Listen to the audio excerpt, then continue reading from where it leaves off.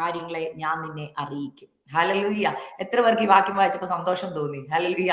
എന്നെ വിളിച്ചപേക്ഷിക്കുക, ഞാൻ നിനക്ക് ഉത്തരം അരുളാം. അല്ലെ? നമുക്ക് എപ്പോഴും സന്തോഷമുള്ള കാര്യമൊക്കെ അപ്പന്റെ അടുക്കൽ ഓടി ചെന്ന് ചോദിക്കുമ്പം നമ്മുടെ കർത്താവ് നമുക്ക് മറുപടി നൽകി തരുമ്പോൾ നമുക്ക് ഭയങ്കര സന്തോഷമാണ്. അല്ലെ? ഈ ഞാനും പ്രാർത്ഥിക്കുമ്പോൾ, ദൈവസന്നിധിയിൽ ഇരിക്കുമ്പോൾ ഞാനും ആഗ്രഹിക്കുന്നത് ഇങ്ങനെ, കർത്താവിന്റെ സന്നിധിയിൽ അങ്ങോട്ട് ചെന്ന് ഇരിക്കുമ്പോൾ പ്രാർത്ഥിക്കുമ്പോൾ തന്നെ അപ്പൻ എനിക്ക് ഉത്തരം തരണം. നമുക്ക് രണ്ട് രീതിയിലുള്ള ഉത്തരം നമ്മൾ പ്രതീക്ഷിക്കും. ഒന്ന്, എനിക്ക് ഓൾറെഡി ഒരു ഉത്തരം അറിയാം, ഇന്ന വിഷയത്തിന് ഇന്നത് ഉത്തരം തന്നാലേ പറ്റത്തുള്ളൂ. അപ്പൊ നമ്മൾ പ്രാർത്ഥിക്കാനിരിക്കുമ്പോൾ നമ്മൾ ഓൾറെഡി ദൈവത്തോട് പറയും, അപ്പൊ ഞാൻ എനിക്കിപ്പോ ഇത്ര രൂപ കടമുണ്ട്, എനിക്ക് ഇത്ര രൂപ അങ്ങ് തരണം. അങ്ങനെ പറഞ്ഞ് പ്രാർത്ഥിക്കുന്നവരുണ്ട്, ഇല്ലേ? ചിലരുണ്ട്, അപ്പ എനിക്ക് ഇന്നത് ആവശ്യം, അപ്പന്റെ ഹിതപ്രകാരം എനിക്ക് ഉത്തരം തരണമെന്ന് പറയും. മനസ്സിലാവും? നിങ്ങളിൽ അത് നിങ്ങൾ തന്നെ ചോദിക്കണം, ഞാൻ ഇതിൽ ഏത് കാറ്റഗറിയാണെന്ന് ചോദിക്കണം. ഒന്ന്, നമുക്ക് ചോദ്യമുണ്ട്, ഉത്തരവും നമ്മുടെ കയ്യിൽ തന്നെയാണ്. മനസ്സിലാവുന്നുണ്ടോ? കർത്താവെ, എന്റെ കുഞ്ഞിന് ഇന്ന കോളേജിൽ അഡ്മിഷൻ കിട്ടണം. അത് കിട്ടണം എന്ന് പറയുന്നത് റിക്വസ്റ്റ് ആയിട്ട് നമുക്ക് തോന്നിയാലും ആക്ച്വലി അതൊരു ആജ്ഞയാണ്. എനിക്ക് ഇന്ന കോളേജിൽ അഡ്മിഷൻ എന്റെ കൊച്ചിന് കിട്ടണം. മനസ്സിലാവുന്നുണ്ടോ? ശരിക്കും കർത്താവ് ആഗ്രഹിക്കുന്നത് എന്തെന്ന് ഞാൻ നിങ്ങളെ ഒന്ന് പറഞ്ഞു തരാൻ ആഗ്രഹിക്കുക. കാരണം എന്നെ ദൈവം പഠിപ്പിച്ചത്, ഞാൻ പറഞ്ഞാൽ എപ്പോഴും പറഞ്ഞ കാര്യം, എന്നെ ദൈവാത്മ പഠിപ്പിച്ചതെന്ന് ഞാൻ പറയുന്നത്. പലപ്പോഴും നമ്മൾ ദൈവസന്നിധിയിൽ പ്രാർത്ഥിക്കുമ്പോൾ അപ്പനോട് ഇങ്ങനെ ചോദിക്കണം, അപ്പൻ വെച്ചിരിക്കുന്ന ഉത്തരം എന്താന്ന് എനിക്കൊന്ന് കാണിച്ചു തരാമോ എന്ന് ചോദിക്കണം. മനസ്സിലായോ? കാരണം എന്തെന്ന് ഞാൻ പറയാം. നമ്മൾ അങ്ങോട്ട് പറയുന്ന ഉത്തരം, കർത്താവെ, എനിക്ക് എന്റെ മോന് ഇന്ന കോളേജിൽ അഡ്മിഷൻ കിട്ടണം, എന്റെ മോൾക്ക് ഇന്ന കല്യാണം നടക്കണം, എന്റെ ഹസ്ബൻഡ് ഇങ്ങനെ ആയിത്തീരണം എന്ന് നമ്മൾ അങ്ങോട്ട് പറയുമ്പോൾ സംഭവിക്കുന്നത്, നമ്മൾ പറയുന്നത് പോലെ കർത്താവ് ചെയ്തു തന്നാൽ ആ ഉത്തരത്തിനകത്ത് പല പ്രശ്നങ്ങളും പിന്നീട് നമുക്ക് വന്നു ചേരും. പകരം കർത്താവിനോട് ചോദിക്കണം, അപ്പ ഈ വിഷയത്തിൽ കർത്താവിന്റെ ഹിതം എന്താ, കർത്താവിന്റെ മനസ്സിലുള്ള ഈ ചോദ്യത്തിന്റെ ഉത്തരം എന്താ, എനിക്ക് അതൊന്ന് നൽകി തരാവോ എന്ന് ചോദിച്ചാൽ കർത്താവ് തരുന്ന ഉത്തരത്തിന്റെ പ്രത്യേകത ഈ വചനത്തിൽ പറഞ്ഞിട്ടുണ്ട്. എന്തൊക്കെയാണെന്നറിയാമോ? അവിടെ പറയുക, നീ അറിയാത്തത്, മഹത്തമായത്, അഗോചരമായുള്ളത് ഞാൻ നിനക്ക് പറഞ്ഞു തരും. മനസ്സിലായോ? അറിയാവുന്ന ഉത്തരം തരുമെന്നല്ല പറഞ്ഞേ. അതുകൊണ്ടാണ് ചില പ്രാർത്ഥനാ വിഷയങ്ങൾക്ക് കർത്താവിന്റെ രീതിയിൽ ഉത്തരം തരുമ്പോൾ നമ്മൾ, എന്റെ ദൈവമേ, ഇത് ഞാൻ പ്രതീക്ഷിച്ചത് പോലും അല്ലെന്ന് ചിലർ പറഞ്ഞു കേട്ടിട്ടുണ്ട് ടെസ്റ്റ് മണിയിൽ. ഞാൻ പറയാറുണ്ട്, എന്റെ എല്ലാം അങ്ങനെയാ. ഞാൻ ചോദിച്ചത് എന്താ, കർത്താവ് തന്നത് എന്താ, കർത്താവ് കയ്യിലോട്ട് തരുമ്പോൾ ഞാൻ കർത്താവ് ഇതല്ല ഞാൻ ചോദിച്ചത്, പക്ഷെ ഇത് ഞാൻ ചോദിച്ചതിലും നനച്ചതിലും അത്യന്തം പരമാണല്ലോ എന്ന് നമ്മൾ ചിന്തിക്കും. കാരണം കർത്താവിന്റെ ഉത്തരങ്ങൾ എപ്പോഴും അങ്ങനെ, നമുക്കറിയാത്തതും മഹത്വമായത്. ഏത് മഹത്വമാ? കർത്താവിന് മഹത്വം കിട്ടുന്ന ഉത്തരങ്ങളായിരിക്കും അത്. മൂന്ന്, അഗോചരമായി, ഇൻ ഡെപ്ത്, അതിന്റെ ആഴങ്ങളും മർമ്മങ്ങളും നമുക്ക് ചിലപ്പോൾ മനസ്സിലാക്കാൻ പോലും പറ്റത്തില്ല. ചില ഉത്തരങ്ങൾ ചിലപ്പോൾ അതിന്റെ ഉത്തരം നമ്മൾക്ക് ലഭിക്കുന്ന സമയത്ത് ഇച്ചിരി പാടുള്ളതായിട്ടൊക്കെ തോന്നിയേക്കാം, എന്നാൽ പിന്നീടാണ് അതിന്റെ മഹത്വം മനസ്സിലാക്കുന്നത്. ഇപ്പൊ എന്റെ ജീവിതത്തിൽ പെട്ടെന്ന് എനിക്കിപ്പോ ഓർമ്മ വന്നൊരു ഉദാഹരണം ഞാൻ പറയാം. ഞാൻ എന്റെ ടെസ്റ്റ് മണി നിങ്ങളോട് പറഞ്ഞിട്ടുള്ളതായതുകൊണ്ട് നിങ്ങൾക്ക് പലർക്കും അറിയാം, എന്നാലും ഞാൻ ഒന്നും കൂടെ ഒന്ന് ഓർപ്പിക്കാം. എനിക്ക് 3.5-4 വയസ്സുള്ളപ്പോൾ ആദ്യമായിട്ട് സ്കൂളിൽ പോകാൻ ആഗ്രഹിച്ചപ്പോൾ ഞാൻ എന്റെ മമ്മിയോടും പപ്പയോടും പറഞ്ഞൊരു ആഗ്രഹം ഉണ്ടായിരുന്നു. അത് ഇങ്ങനായിരുന്നു, എനിക്ക് സ്കൂൾ ബസ് പോകുമ്പോൾ, അവിടെ ഞങ്ങളുടെ വീടിന്റെ വാർക്കോട് സ്കൂൾ ബസ് പോയിരുന്നു. അത് ഇംഗ്ലീഷ് മീഡിയം ഒന്നും പറയാൻ അറിയത്തില്ല, പക്ഷെ ഞാൻ പറയുന്നത് എനിക്ക് ഈ സ്കൂൾ ബസ്സിൽ സ്കൂളിൽ പോകണമെന്ന് പറയുന്നത്. മമ്മിക്കും പപ്പയ്ക്കും അറിയാതെ ഇംഗ്ലീഷ് മീഡിയം സ്കൂളാണ്. പക്ഷെ എന്റെ ഉള്ളിൽ ആഗ്രഹം കിടക്കുക, എനിക്ക് ഇംഗ്ലീഷ് പഠിക്കാനുള്ള കൊതി കൊണ്ടല്ല. സ്കൂൾ ബസ്സേ ഞാൻ അംഗനവാടിയിലാണ് പോയിക്കൊണ്ടിരുന്നത്, നടന്നു പോകണം. അവർക്കൊക്കെ ഞങ്ങൾക്ക് ബാഗ് ഒന്നും ഇല്ല. മനസ്സിലാവുന്നുണ്ട്? ഞങ്ങൾക്ക് ഒരു ചോറ്റുപാത്രം മാത്രം കൊണ്ടായിരുന്നു ഉപ്പുമാവ് കിട്ടാൻ വേണ്ടി. അപ്പൊ ഞാൻ നോക്കിയപ്പോൾ ബാക്കിയുള്ള എന്റെ പ്രായമുള്ള കുഞ്ഞുങ്ങളൊക്കെ സ്കൂൾ ബസ്സിൽ സ്കൂൾ ബാഗ് ഒക്കെ ഇട്ട് പോകുമ്പോൾ ആ ഒരു സ്കൂൾ ബാഗ് ഇട്ട് പോകാനുള്ള കൊതി കൊണ്ട്, സ്കൂൾ ബസ്സിൽ പോകാനുള്ള കൊതി കൊണ്ടും ആഗ്രഹിച്ചതാണ്. പക്ഷേ ആ ആഗ്രഹം എന്റെ ഉള്ളിൽ ഉണ്ട്. മമ്മി പറഞ്ഞൊരു കാര്യമുണ്ട്, മോനെ, ഞങ്ങളെ കൊണ്ട് പറ്റത്തില്ല, മോൻ പ്രാർത്ഥിക്കാൻ പ്രാർത്ഥിച്ചാണ് എനിക്ക് ആ സ്കൂളിൽ അഡ്മിഷൻ കിട്ടുന്നത്. അന്നും പപ്പ പറഞ്ഞൊരു കാര്യമുണ്ട്, എല്ലാ മാസവും ആ സ്കൂളിന്റെ ഫീസ് കൊടുക്കാനുള്ള സാമ്പത്തികം ഞങ്ങളുടെ കയ്യിൽ ഇല്ല. എന്നാൽ ദൈവത്തോട് ചോദിച്ചപ്പോ കർത്താവ് പറഞ്ഞ ഒരു കാര്യം ഇതാണ്, നീ ചോദിക്കും, ഞാൻ നിനക്ക് തരാം. പക്ഷെ ഞാൻ നോക്കിയപ്പോൾ എനിക്ക് പഠിക്കാനുള്ള സാമ്പത്തിക നന്മകൾ ഓരോ മാസവും വേണ്ടത് കർത്താവ് കറക്റ്റ് സമയത്ത് എനിക്ക് നൽകി തന്നിട്ടുണ്ട്. അപ്പോഴും മമ്മി ചോദിച്ചിട്ടുണ്ട്. ഇപ്പൊ എന്റെ ചുറ്റുമുള്ളവർ, ഞങ്ങളുടെ കുടുംബങ്ങളിലൊക്കെ പലരും ചോദിച്ചു, ഈ പൈസ ഇല്ലാത്തടത്ത് ഗമ കാണിക്കാൻ പിള്ളേരെ കൊണ്ട് ഇംഗ്ലീഷ് മീഡിയത്തിൽ കൊണ്ട് വിടേണ്ട കാര്യമുണ്ടോ? മനസ്സിലായോ? നമ്മളോടും ചില കാര്യങ്ങൾ ദൈവാത്മാവ് പറയുന്നത് നമ്മൾ ചെയ്യുമ്പോൾ, നമ്മുടെ ആഗ്രഹപ്രകാരം ദൈവം വഴി തുറക്കും. മറ്റുള്ളവർ ചിന്തിക്കും, ഇവർക്ക് ഇതിന്റെയൊക്കെ ആവശ്യമുണ്ടോ എന്ന് ചിന്തിക്കും. പക്ഷെ ദൈവം ഒരുക്കുന്ന വഴിയുടെ പ്രത്യേകത എന്താണെന്നറിയാം. ഞാൻ അന്നും ഇംഗ്ലീഷ് മീഡിയം സ്കൂളിൽ പോകുമ്പോൾ എന്റെ പപ്പയ്ക്കും മമ്മിക്കോ എന്റെ കുടുംബത്തിൽ ആർക്കും അറിയില്ല ഞാൻ എന്റെ ഭാവിയിൽ വന്നു ചേരേണ്ട രാജ്യം അമേരിക്ക, എനിക്ക് ഇംഗ്ലീഷ് അറ്റ്ലീസ്റ്റ് പഠിക്കണം, എനിക്ക് കിട്ടാൻ പോകുന്ന ഹസ്ബൻഡ് ഒട്ടും മലയാളം സംസാരിക്കാത്ത ആളാണെന്ന് ദൈവത്തിന് അറിയാം. ഞാൻ പറയുന്ന ഉത്തരം മനസ്സിലായോ? എനിക്കറിയാത്തത്, എൻ്റെ അപ്പനും അമ്മയ്ക്കും അറിയാത്തതായ ഒരു കാര്യം. ഞാൻ ഒരിക്കൽ പോലും വിചാരിച്ചില്ല ഞാൻ കല്യാണം കഴിക്കുന്ന എൻ്റെ ഭർത്താവ് മലയാളിയാണ്. അദ്ദേഹത്തിന്റെ പേരൻസ് ഒക്കെ മലയാളികളാണെങ്കിലും അദ്ദേഹം ഒരു വാക്ക് പോലും മലയാളം സംസാരിക്കത്തില്ല. ഞാൻ അപ്പോൾ ഓർത്തിട്ടുണ്ട്, കർത്താവെ, ഞാൻ ഇംഗ്ലീഷ് മീഡിയത്തിൽ ഒന്നും പഠിച്ചില്ലായിരുന്നെങ്കിൽ, ഞാൻ മലയാളം പഠിച്ച് മലയാളം മാത്രമേ എനിക്ക് സംസാരിക്കാൻ അറിയത്തുള്ളായിരുന്നെങ്കിൽ ഈ കല്യാണം എങ്ങനെ നടന്നേനെ. കാരണം പെണ്ണ് കാണാൻ വന്ന് ഞങ്ങൾക്ക് കിട്ടിയ 45 മിനിറ്റ് ഞങ്ങൾ സംസാരിച്ചത് ഇംഗ്ലീഷിലാണ്. അപ്പൊ ഞാൻ അപ്പോഴും ഓർത്ത് കഴിയുമ്പോൾ എന്റെ ഇംഗ്ലീഷ് അദ്ദേഹത്തിന് മനസ്സിലാകുമോ എന്നുള്ളൊരു ചിന്ത. എന്നാൽ ഇംഗ്ലീഷ് മീഡിയത്തിൽ പഠിച്ചതിന്റെ ആ ഒരു ബേസിക് ഉള്ളത് കൊണ്ട് നമ്മൾ സംസാരിച്ചു. പക്ഷെ അദ്ദേഹത്തിന് മനസ്സിലായി. അദ്ദേഹം എസ് പറഞ്ഞത് കൊണ്ടാണ് ഈ വിവാഹം നടന്നത്, അല്ലേ?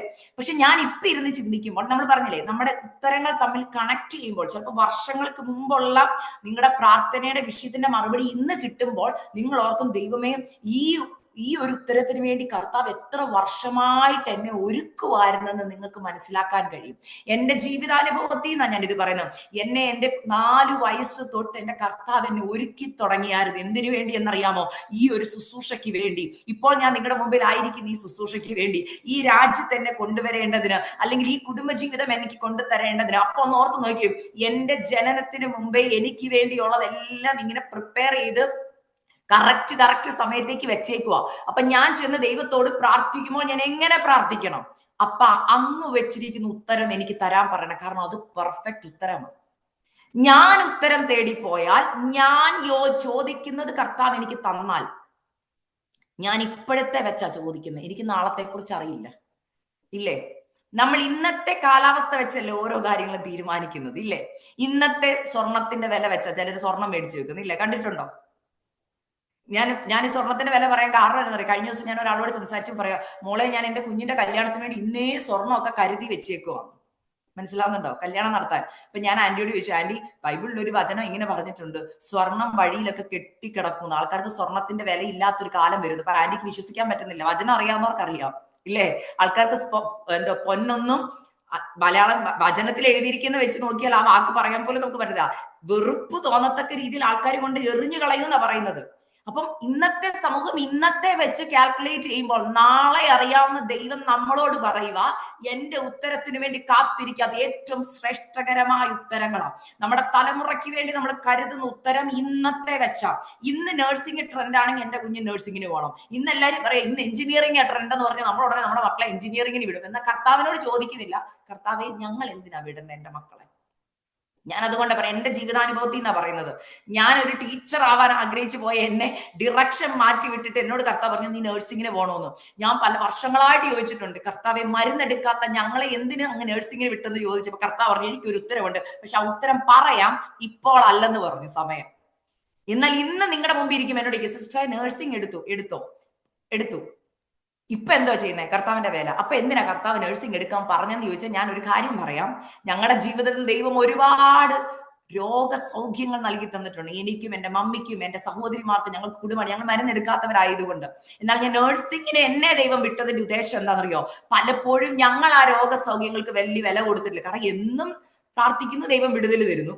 മമ്മിക്ക് അപകടങ്ങളിൽ നിന്ന് ദൈവം മമ്മിയെ വിടുവിച്ചിട്ടുണ്ട്, ഞങ്ങളെ എന്നെ വിടുവിച്ചിട്ടുണ്ട്. അങ്ങനെ ഒരുപാട് കാര്യങ്ങൾ ദൈവം ചെയ്ത് നമുക്ക് വില അറിയാം, കർത്താവ് തന്ന സൗഖ്യത്തിന്റെ വില അറിയാം. പക്ഷെ പുറമെ ആൾക്കാർ എത്രത്തോളം ഈ ആശുപത്രികളിൽ പൈസ കൊടുക്കുന്നുണ്ടെന്നും, നമുക്ക് ദൈവം തന്ന സൗജന്യമായി തരുന്ന സൗഖ്യത്തിന്റെ വില മനസ്സിലാക്കണമെങ്കിൽ ദൈവം എന്നെ കൊണ്ട നഴ്സിംഗിന് കൊണ്ടുപോയിട്ടു. അത് ഒരു ക്ലാസ്. രണ്ടാമത്തെ ക്ലാസ് എന്തിന് എന്നെ നഴ്സിംഗിന് വിട്ടെന്ന് ചോദിച്ചാൽ ഞാൻ പറയും, നഴ്സിംഗ് കോളേജിൽ പോയപ്പോൾ ഒരുപാട് കാര്യങ്ങളിൽ എന്നെ ദൈവം ഡിസിപ്ലിൻഷിപ്പ് പഠിപ്പിച്ചു. മനസ്സിലാവുന്നുണ്ടോ? ഇന്ന് ആ ഡിസിപ്ലിൻഷിപ്പ് ഒക്കെ എന്റെ ശുശ്രൂഷയിൽ എന്നെ ഹെൽപ്പ് ചെയ്യുന്നുണ്ട്. മനസ്സിലായോ? നമ്മളൊരു വേറൊരു സ്ഥാപനത്തെ അപ്പന്റെ അമ്മയുടെയും അതിനകത്ത് ആദ്യം എന്നെ പഠിപ്പിച്ച ഉത്തരം, ഞാനിപ്പോ പറയാം, എന്നെ വിളിച്ചപേക്ഷിക്കാൻ ഞാൻ നിനക്ക് ഉത്തരം വരല്ലോ എന്ന് പറഞ്ഞില്ലേ, അതിൽ ആദ്യത്തെ സ്റ്റെപ്പ് അതായിരുന്നു. എന്നെ എന്തിന് നഴ്സിംഗിന് വിട്ടെന്ന് ചോദിച്ചാൽ, നേരത്തെ എന്തെങ്കിലും ഒരു വിഷയം വന്നാൽ ഓടി ആരുടെ അടുക്കലോട്ട് പോകുന്നറിയോ? മമ്മിയുടെ അടുക്ക പോകും. മമ്മിയായിരുന്നു എന്റെ പ്രാർത്ഥനാ സഹായി. മമ്മി ഒന്ന് പ്രാർത്ഥിച്ചേക്കണേ, എന്തിന്? ഇന്ന വിഷയമുണ്ട്. മനസ്സിലായോ? ഇന്ന വിഷയമുണ്ടോ, ഒന്ന് പ്രാർത്ഥിച്ചേക്കണം. പനി വന്നു, മമ്മി എനിക്ക് വേണ്ടി പ്രാർത്ഥിക്കണേ. എന്ത് പ്രശ്നം ഉണ്ടെങ്കിലും മമ്മി പ്രാർത്ഥിക്കണേ, മമ്മി പ്രാർത്ഥിക്കണേ. അപ്പൊ മേളിൽ ഇരുന്ന് കർത്താവ് ചോദിക്കുന്ന ഒരു ചോദ്യം, നിനക്ക് എന്നോട് പ്രാർത്ഥിച്ചുകൂടെ? നീ രക്ഷിക്കപ്പെട്ടതല്ലേ, നീ സ്നാനപ്പെട്ടതല്ലേ, നിനക്ക് എന്നോട് ചോദിച്ചുകൂടെ? പക്ഷെ എന്നാലും ഒരു സംതൃപ്തി ഇല്ല. മമ്മി പ്രാർത്ഥിച്ചാലേ എന്തോ ഒരു പ്രത്യേകത പോലെ തോന്നത്തു. ഇന്നും എന്നെ കേൾക്കുന്ന നിങ്ങളിൽ പലർക്കും അങ്ങനെ ഒരു ചിന്ത കാണും, ഇന്നയാള് പ്രാർത്ഥിച്ചാലേ കർത്താവ് കേൾക്കത്തുള്ളൂ. ചോദ്യം ഇതാ, നിങ്ങളും ദൈവം തമ്മിലുള്ള ബന്ധം എന്തോ? അതുകൊണ്ട് ഇവിടെ പറഞ്ഞ കർത്താവ് എന്നെ വിളിച്ചപേക്ഷിക്കാൻ. മനസ്സിലാവുന്നുണ്ടോ? ഇന്ന് ചിലരോട് പരിശുദ്ധാത്മാവ് ദൂത് പറയുക, ചിലരോട് പറയുന്നതിന് പകരം കർത്താവ് പറയും എന്നെ വിളിച്ചപേക്ഷിക്കും, ഞാൻ നിനക്ക് ഉത്തരം അരുളാം. മനസ്സിലാവുന്നു? മാനുഷികമായി ചിലരെ വിളിച്ചാൽ നമുക്ക് കിട്ടുന്ന ഉത്തരങ്ങളുണ്ട്, അത് നമുക്ക് ചിലപ്പോൾ അല്പനേരത്തേക്കിന് ഒരു ആശ്വാസം തരും, അല്പനേരത്തേക്കിന് ആശ്വാസം തരുന്നതാ. അവരുടെ എൻകറേജ്മെന്റ് വാക്കുകൾ നിങ്ങൾക്ക് ചിലപ്പോൾ എൻകറേജ്മെന്റ് തോന്നിയെന്നിരിക്കും കുറച്ചു നേരത്തേക്കിന്. എന്നാൽ കർത്താവ് പറയാ, നീ എന്റെ സന്നിധിയിൽ വന്ന് എന്നെ വിളിച്ചപേക്ഷിക്ക്, ഞാൻ പറയുന്ന ഉത്തരം നിനക്ക് ചിന്തിക്കാൻ കഴിയുന്നതിനും അപ്പുറമായത്, നിനക്ക് നിർണയിക്കാൻ പറയുന്നതിന് അപ്പുറമായ ഉത്തരങ്ങൾ എന്റെ കയ്യിലുണ്ട്. പക്ഷെ ചില സമയത്ത് ദൈവം പറയുന്ന ഉത്തരം നമുക്ക് ഇഷ്ടപ്പെടണമെന്നുമില്ല. അത് അതിന്റെ ഒരു വശമാണ്. മനസ്സിലാവുന്നുണ്ടോ? ഇപ്പൊ ഞാൻ പറഞ്ഞില്ലേ, ഞാൻ എന്റെ പ്ലസ് 2 കഴിഞ്ഞ് എന്ത് പഠിക്കണോന്ന് ഓർത്ത് ചിന്തിച്ചിരുന്നപ്പോ, ഇന്ന് എനിക്കറിയില്ല, ഇന്ന് രാവിലെ ഞാൻ ഈ വചനം ധ്യാനിച്ചപ്പോ പരിശുദ്ധാത്മാവ് എന്നോട് പറഞ്ഞ ഒരു ദൂത് ഞാൻ പറയാം. മക്കളെ അടുത്ത തരത്തിൽ എന്തിൽ വിടണമെന്ന് കൺഫ്യൂസ്ഡ് ആയിരിക്കുന്ന ചില മാതാക്കളും പിതാക്കളും എന്നെ കേൾക്കുന്നുണ്ട്. പലരും പലത് പറയുന്നുണ്ട്.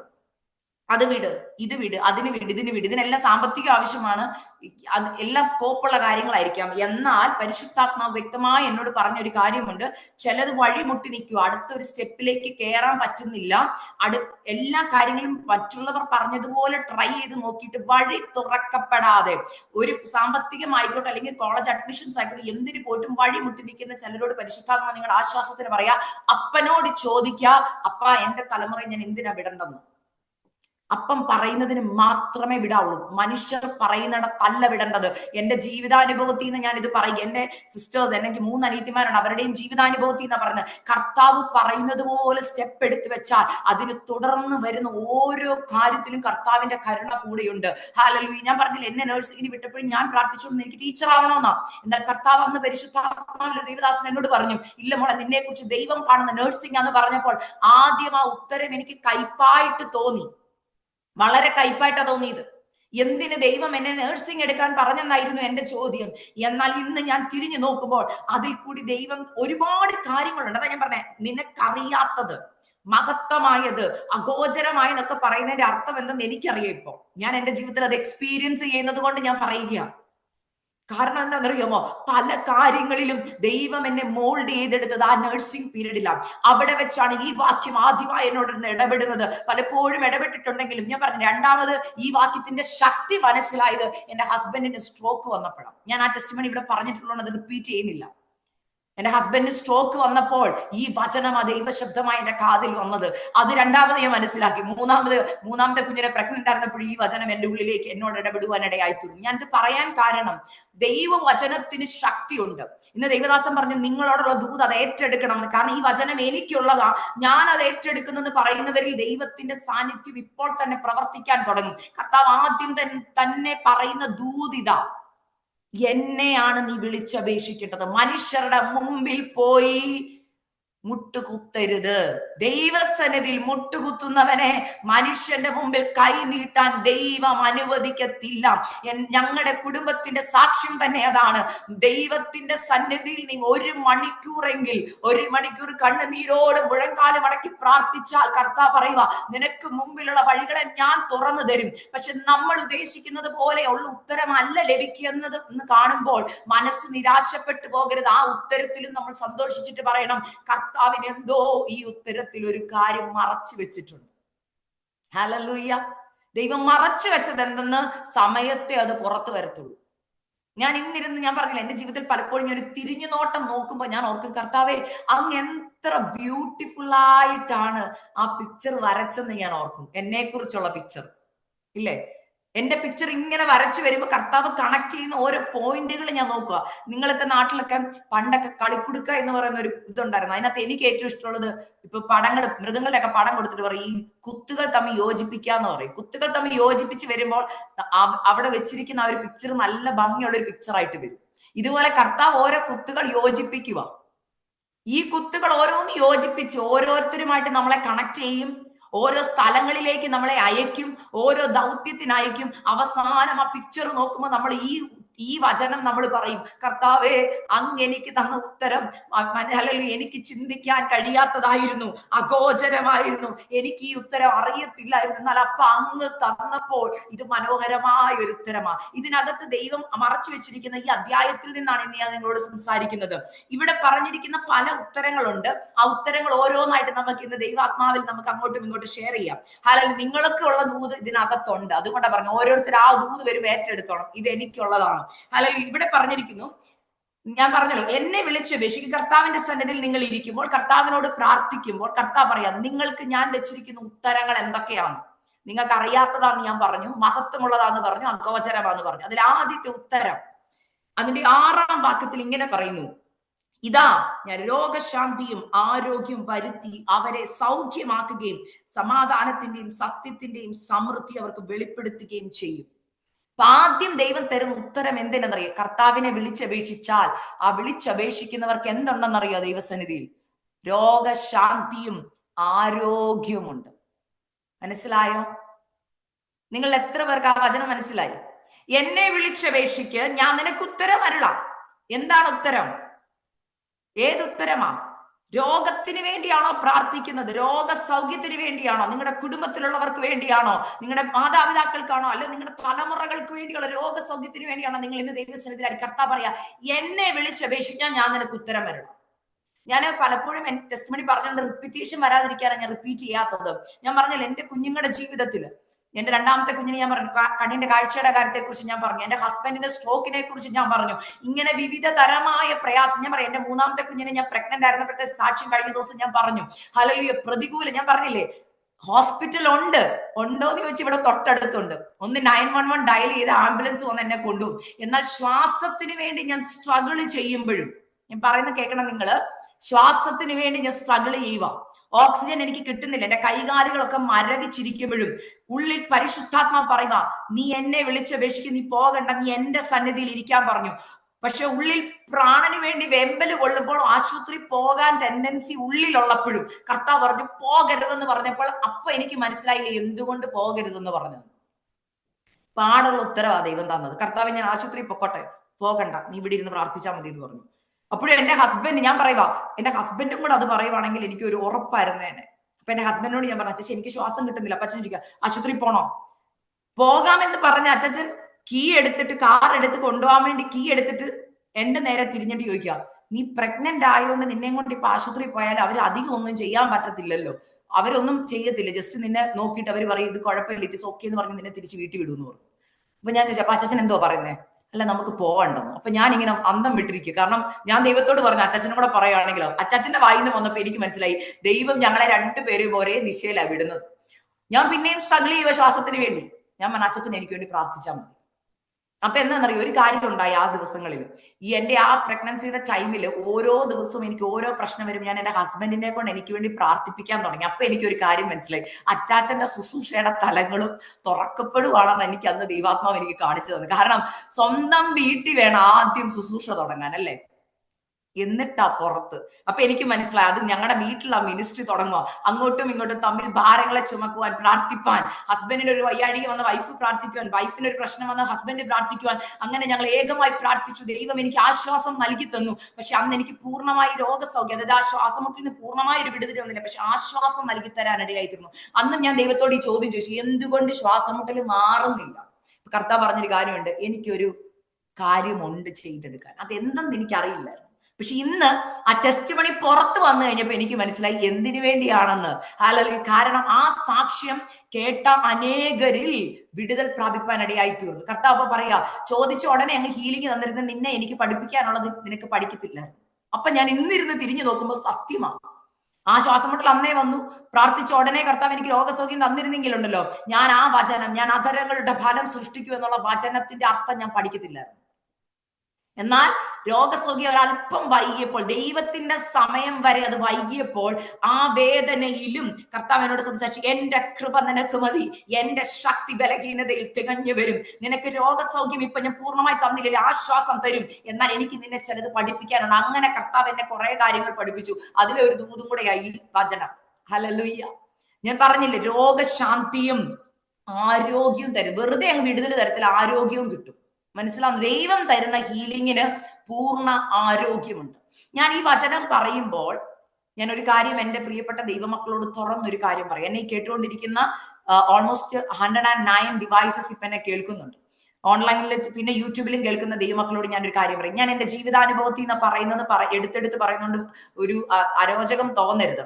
ഞാനിത് പറയാൻ കാരണം, ഈ വചന വ്യവസ്ഥ പ്രകാരം നമ്മൾ ദൈവസന്നിധിയിൽ പ്രാർത്ഥിക്കുകയും രോഗ വിഷയങ്ങളിൽ പ്രാർത്ഥിക്കുമ്പോൾ കർത്താവ് തരുന്ന വിടുതലും വ്യവസ്ഥ പ്രകാരമുള്ള വിടുതലാണ്. ഇത് ഞാനിപ്പോ പറയാൻ കാരണം, പലപ്പോഴും പലരും അവസ്ഥയിൽ പ്രവർത്തിക്കണം എന്ന് പറയുമ്പോൾ കർത്താവ് പറയും, മക്കളെ നിങ്ങൾ വ്യവസ്ഥ പ്രമാണിക്കുക. അല്ലാതെ ആദ്യത്തെ രോഗശാന്തിയുടെ വ്യവസ്ഥ പരിശുദ്ധാത്മാവ് എനിക്ക് തന്നത് ഞാനൊന്ന് പറയുകയാണ്.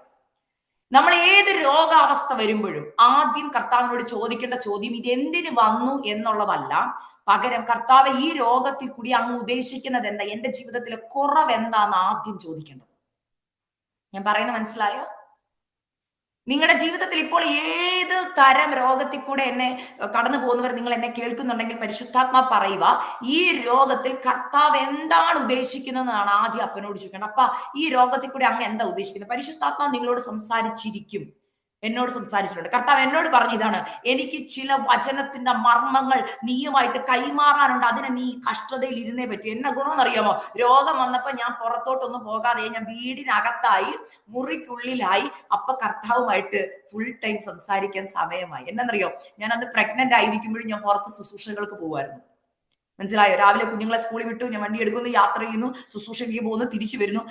പ്രാർത്ഥിക്കുന്നുണ്ടോ എന്ന് ചോദിച്ചാൽ പ്രാർത്ഥിക്കുന്നുണ്ട്. പക്ഷെ ദൈവസന്നിധിയിൽ അങ്ങോട്ടൊന്ന് ഇരുന്ന് പ്രാപിക്കാൻ പറ്റുന്നുണ്ടായിരുന്നില്ല, കാരണം എപ്പോഴും തിരക്കാം. എന്നാൽ ആ മൂന്നാമത്തെ കുഞ്ഞിനെ ഞാൻ പ്രഗ്നന്റ് ആയിരുന്നപ്പോൾ കർത്താവ് എനിക്ക് ഈ രോഗാവസ്ഥ വരുത്തിയപ്പോൾ ഉള്ള ആദ്യത്തെ ഗുണം ഞാൻ പറയാം. ഞാൻ എൻ്റെ മുറിക്കുള്ളിൽ ആയി. ഞാനും കർത്താവും തമ്മിൽ മാത്രമായ ഒരു സമയത്തേക്ക് ദൈവം എന്നെ കൊണ്ടുവന്നു. ഇന്ന് ചിലരോട് പരിശുദ്ധാത്മാ പറയാ, നിന്റെ രോഗക്കിടക്കയിൽ ആരും അടുത്ത് വരാതെ നീ ഒറ്റയ്ക്ക് കിടക്കയിലായിരിക്കുമ്പോൾ ദൈവത്തിന്റെ ഉദ്ദേശം എന്താണെന്നറിയോ? ഇപ്പോൾ നീ എന്നെ മാത്രം കാണും, എനിക്ക് നീയുമായിട്ട് ചില കാര്യങ്ങൾ ഷെയർ ചെയ്യാനുണ്ട്.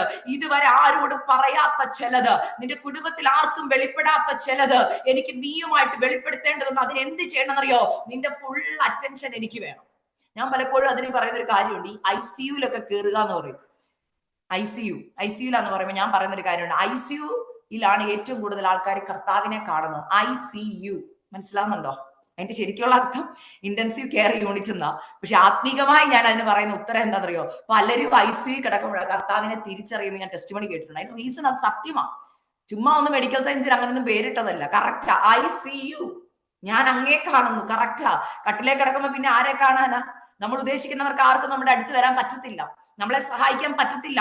ആ സമയത്ത് ആ എത്ര കഠിനഹൃദയരായവരും അറിയാതെ വിളിച്ചു പോകും, ദൈവമേ എന്നെ ഈ വേദനയിൽ നിന്നൊന്ന് വിടുവിക്കണമേ എന്ന്.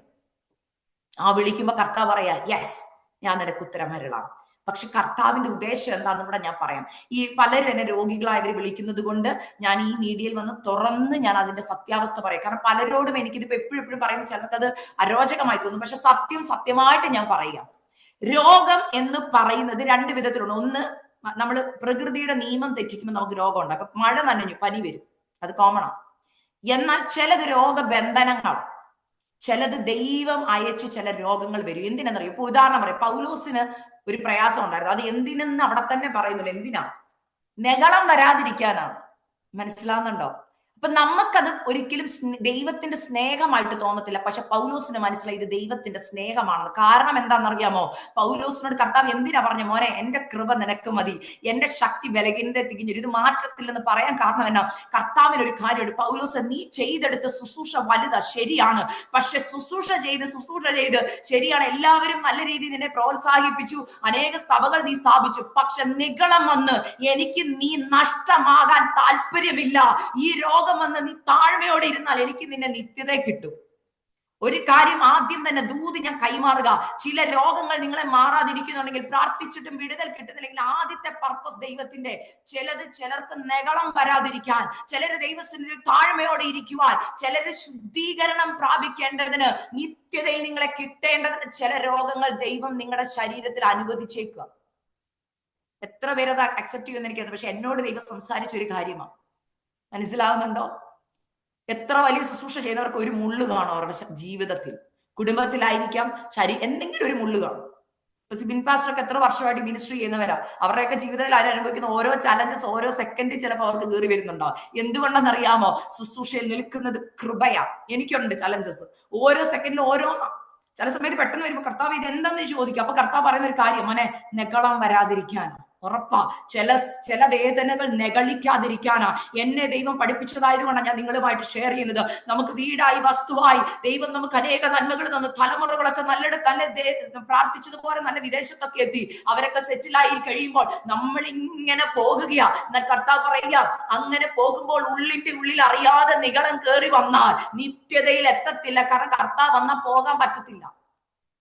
അതിന് കർത്താവ് ചെയ്യുന്നറിയോ? ചില രോഗം വരുമ്പോൾ നമ്മൾ അപ്പ ഇത് എന്താ പറ്റിയത്? അപ്പയുമായിട്ട് ചേർന്നിരിക്കും, കർത്താവിന്റെ സന്നിധിയിലിരിക്കും. കർത്താവിന്റെ സന്നിധി ശുദ്ധീകരണം പ്രാപിക്കും. കർത്താവ് പറയും, എനിക്ക് നിന്നെ നിത്യത വേണം, അതിനാ ഞാൻ രക്തം തന്ന് നിന്നെ വീണ്ടെടുത്തത്. മനസ്സിലായോ?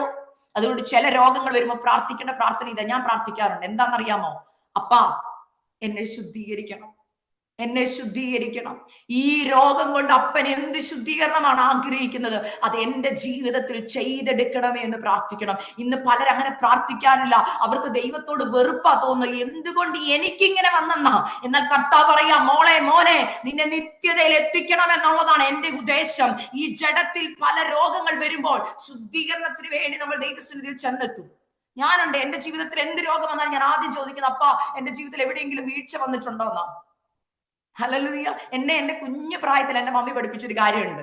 കുഞ്ഞു പ്രായത്തിൽ 4 വയസ്സ് 5 വയസ്സൊക്കെ ഉള്ളപ്പം പല്ലുവേദനയൊക്കെ വരുവാണെങ്കിൽ, വായിക്കത്ത് പല്ലുവേദനയോ അല്ലെങ്കിൽ ചെവി വേദനയൊക്കെ മമ്മി ആദ്യം ചോദിക്കുന്ന ക്വസ്റ്റ്യൻ എന്നറിയോ? ദൈവത്തിന് ഇഷ്ടമില്ലാത്ത എന്തെങ്കിലും വാഗൊണ്ട് പറഞ്ഞിട്ടുണ്ടോ എന്ന് ചോദിക്കും. ചെവി വേദന വന്നാൽ ചോദിക്കും, ദൈവത്തിന് ഇഷ്ടമില്ലാത്ത എന്തെങ്കിലും ചെവി കൊണ്ട് കേട്ടിട്ടുണ്ടോ എന്ന് ചോദിക്കും. അതുകൊണ്ട് എന്താ പറയുക, ഇന്നും എനിക്കുന്നുണ്ട് എവിടെയെങ്കിലും തട്ടുമുട്ടോ അല്ലെങ്കിൽ ചെവിയൊക്കെ, കർത്താവെ ഞാൻ എന്തെങ്കിലും ദൈവത്തിന് ഇഷ്ടമില്ലാതെ ഞാൻ കേട്ടോ, എന്നെ ശുദ്ധീകരിക്കണമേ അപ്പ. അതൊരു റിമൈൻഡർ ആയിട്ട്, അപ്പന്റെ സ്നേഹമായിട്ടാണ് ഞാൻ അതിനെ കാണുന്നത്. ഒരു കൊച്ചടി, ഒന്ന് റിമൈൻഡ് ചെയ്യുക, മോളെ നോ, നീ പോകരുത് ആ വഴി.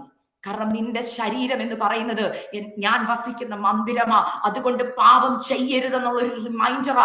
ഈ ജഡത്തിനെ ഹല്ലേലൂയ ജയിക്കുവാനുള്ള ഒരു റിമൈൻഡറാണ് ചില രോഗങ്ങൾ. ആകയാൽ ഇന്ന് എന്നെ കേൾക്കുന്ന രോഗികളായവരോട് ഞാൻ പറയും, കർത്താവിനോട് ചോദിക്കണം, അപ്പൊ അങ്ങയുടെ ഉദ്ദേശം എന്താന്ന് ചോദിക്കണം. അപ്പൊ ഈ രോഗം കൊണ്ട് എന്താ ഉദ്ദേശിക്കുന്നത്? ശുദ്ധീകരണമാണെങ്കിൽ ആ ശുദ്ധീകരണം എന്നിൽ നടക്കണം എന്ന് പ്രാർത്ഥിക്കുക. 2, രോഗശാന്തി ദൈവം തരുന്നത് നമ്മുടെ വിശ്വാസത്തിന്റെ മേലാണ്. കർത്താവ് എന്തിനെന്നറിയോ? 2, കർത്താവിന്റെ നാമത്തിന്റെ മഹത്വത്തിന് വേണ്ടി. മനസ്സിലായോ?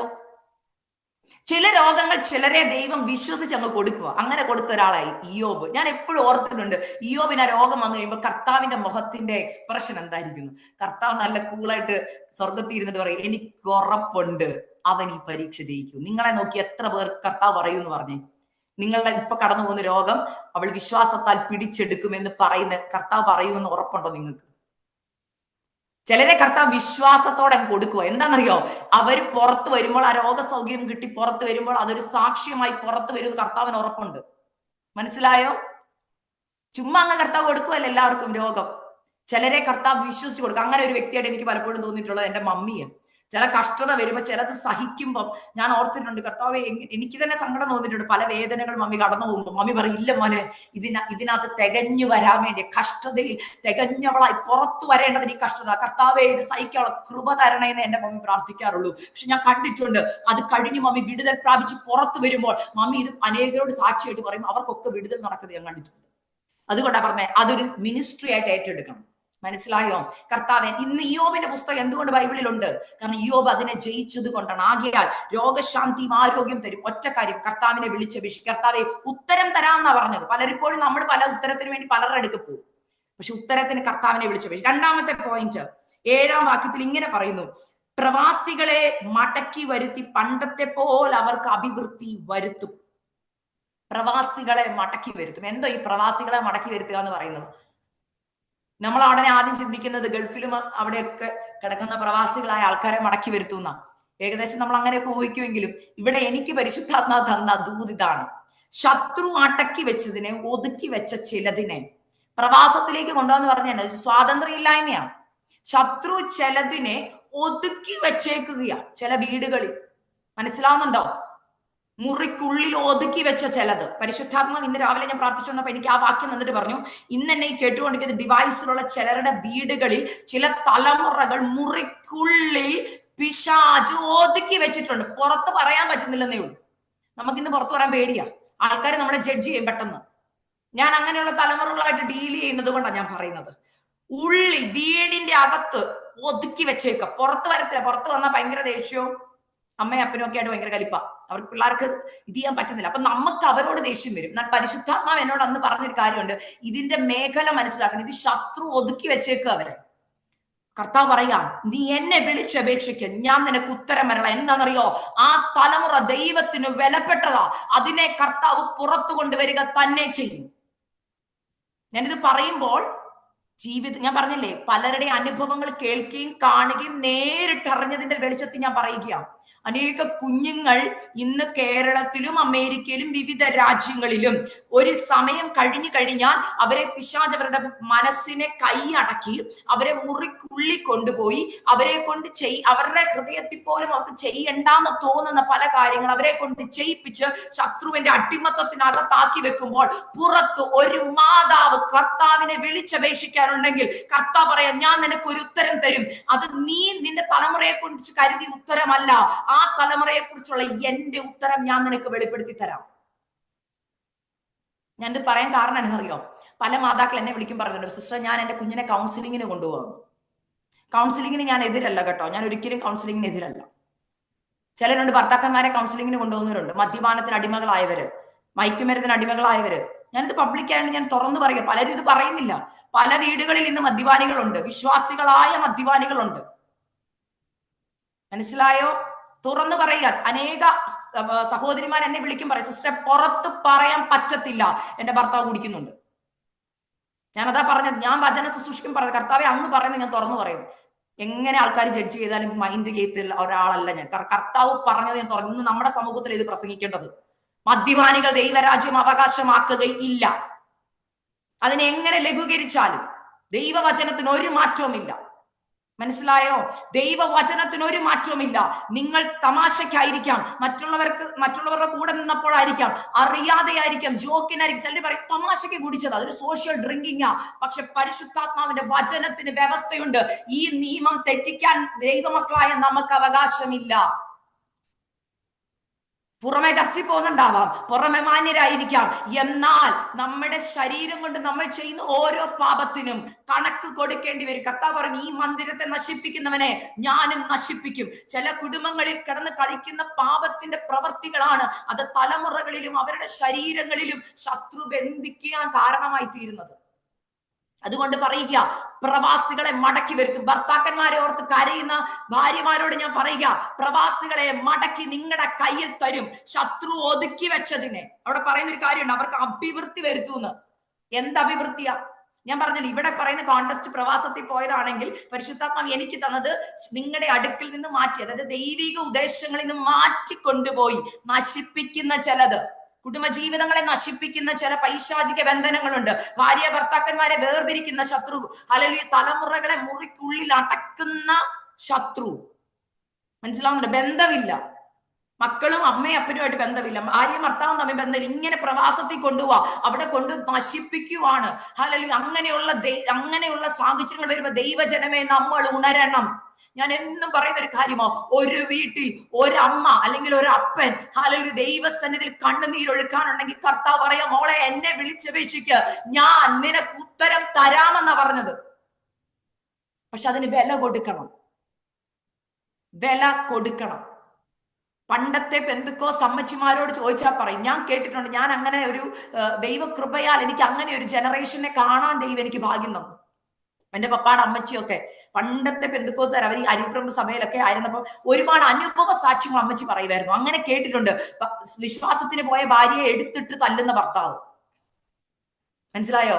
എന്റെ അമ്മച്ചി പറഞ്ഞൊരു സാക്ഷി എനിക്ക് ഇന്നും ഓർമ്മയുണ്ട്. അരിപ്രമ്പിൽ ഒരു ചർച്ചിൽ ഒരു വിശ്വാസി സ്നാനപ്പെട്ടപ്പോൾ ഭാര്യ സ്നാനപ്പെട്ട് വന്നു, ചർച്ചിൽ കർത്തൃമേശയ്ക്ക് എടുത്ത് ആരാധന കഴിഞ്ഞപ്പോഴത്തേനാ കണ്ടുപിടിച്ച് ഭാര്യ പോയി സ്നാനപ്പെട്ടെന്ന്. ഹസ്ബൻഡ് ചർച്ചിന്റെ വാതിൽ തൊട്ട് വീട് വരെ അടിച്ചെന്ന്. മനസ്സിലായോ? ഹസ്ബൻഡ് ചർച്ചിന്റെ അവിടം തൊട്ട് വിളിച്ചോണ്ട് കയ്യെ പിടിച്ച് വലിച്ചിറക്കിക്കൊണ്ട് വീട് വരെ അടിച്ചോണ്ട് പോയി. വർഷങ്ങൾക്ക് മുമ്പുള്ള കാര്യം ഞാൻ പറയുന്നത്. അമ്മച്ചി പറഞ്ഞൊരു കാര്യമുണ്ട്, പോകുന്ന വഴി മുഴുവൻ പുള്ളിക്കാരി യേശുവിന്റെ രക്തത്താൽ ജയം, ഹല്ലേലൂയ സ്തോത്രം. ഓരോ അടി കിട്ടുമ്പോൾ സ്തോത്രം പറഞ്ഞോണ്ടാ പോയെന്ന്. ഓരോ അടി കിട്ടുമ്പോൾ സ്തോത്രം പറഞ്ഞോണ്ട് പിന്നെ പറഞ്ഞു ഇനി നീ ചർച്ചിൽ പോകരുന്ന് പറഞ്ഞു. പുള്ളിക്കാരി പറഞ്ഞു ഓക്കെ എന്ന് പറഞ്ഞ് വീട്ടിൽ ചെന്നു. പക്ഷെ പിറ്റേ വെള്ളിയാഴ്ച വീണ്ടും പ്രാർത്ഥനയ്ക്ക് വന്നു. അന്നും വന്ന് അടിച്ചു. ഈ ഓരോ വട്ടം അടി മാത്രമേ കിട്ടുന്നുള്ളൂ. പുള്ളിക്കാരി പറഞ്ഞൊരു കാര്യമുണ്ട്, എന്റെ അമ്മച്ചിയോട് പറഞ്ഞ വാക്കാ. എന്റെ അമ്മച്ചിയുടെ പേര് ചിന്നമ്മേന്നാ. ചിന്നമ്മ കൊച്ചമ്മ ഓരോ അടി കിട്ടുമ്പോൾ എനിക്ക് ഒരു കാര്യം ഉറപ്പുണ്ട്, എന്റെ കർത്താവ് ഇന്നലെ നാളെ ഈ ഭർത്താവിനെ ചർച്ചിന്റെ ഉള്ളിൽ കൊണ്ടുവരുമെന്ന് എനിക്ക് ഉറപ്പുണ്ട്. ഈ അടി ഓരോന്നും ഞാൻ കൊള്ളുന്നത് എന്തിനു വേണ്ടിയാണെന്നറിയോ? ഒരു വില കൊടുക്കാൻ ഒരാളുണ്ടെങ്കിൽ ഒരു കുടുംബത്തെ മുഴുവൻ കർത്താവിന് വേണ്ടി നേടാൻ കഴിയും.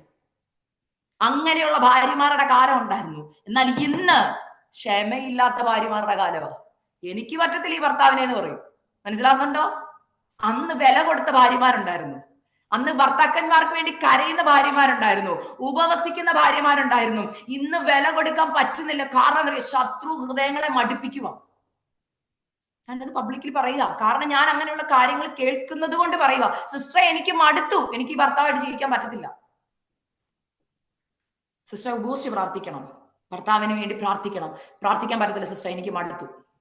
കാരണം വില കൊടുക്കാൻ പറ്റത്തില്ല. നമ്മളെല്ലാം സ്വാർത്ഥരായി പോയി ദൈവമക്കളെ. ഹല്ലേലൂയ. ഇതിനകത്ത് പണ്ടത്തെ അമ്മച്ചിമാരോടൊക്കെ ചോദിച്ചാൽ മതി, അവരൊക്കെ ഒത്തിരി അനുഭവസാക്ഷികൾ പറയാനുണ്ടാവും. അടി കിട്ടിയും ചവിട്ട് കിട്ടിയും പട്ടിണി കിടന്നും കുടുംബങ്ങളെയും തലമുറകളെയും നേടി അപ്പച്ചന്മാരുടെയും അമ്മച്ചിമാരുടെയും കൊച്ചുമക്കളായി നമ്മളിങ്ങനെ വരുമ്പോൾ ഇന്ന് നമുക്ക് പറയാനുള്ളത് എന്താണെന്നറിയാമോ?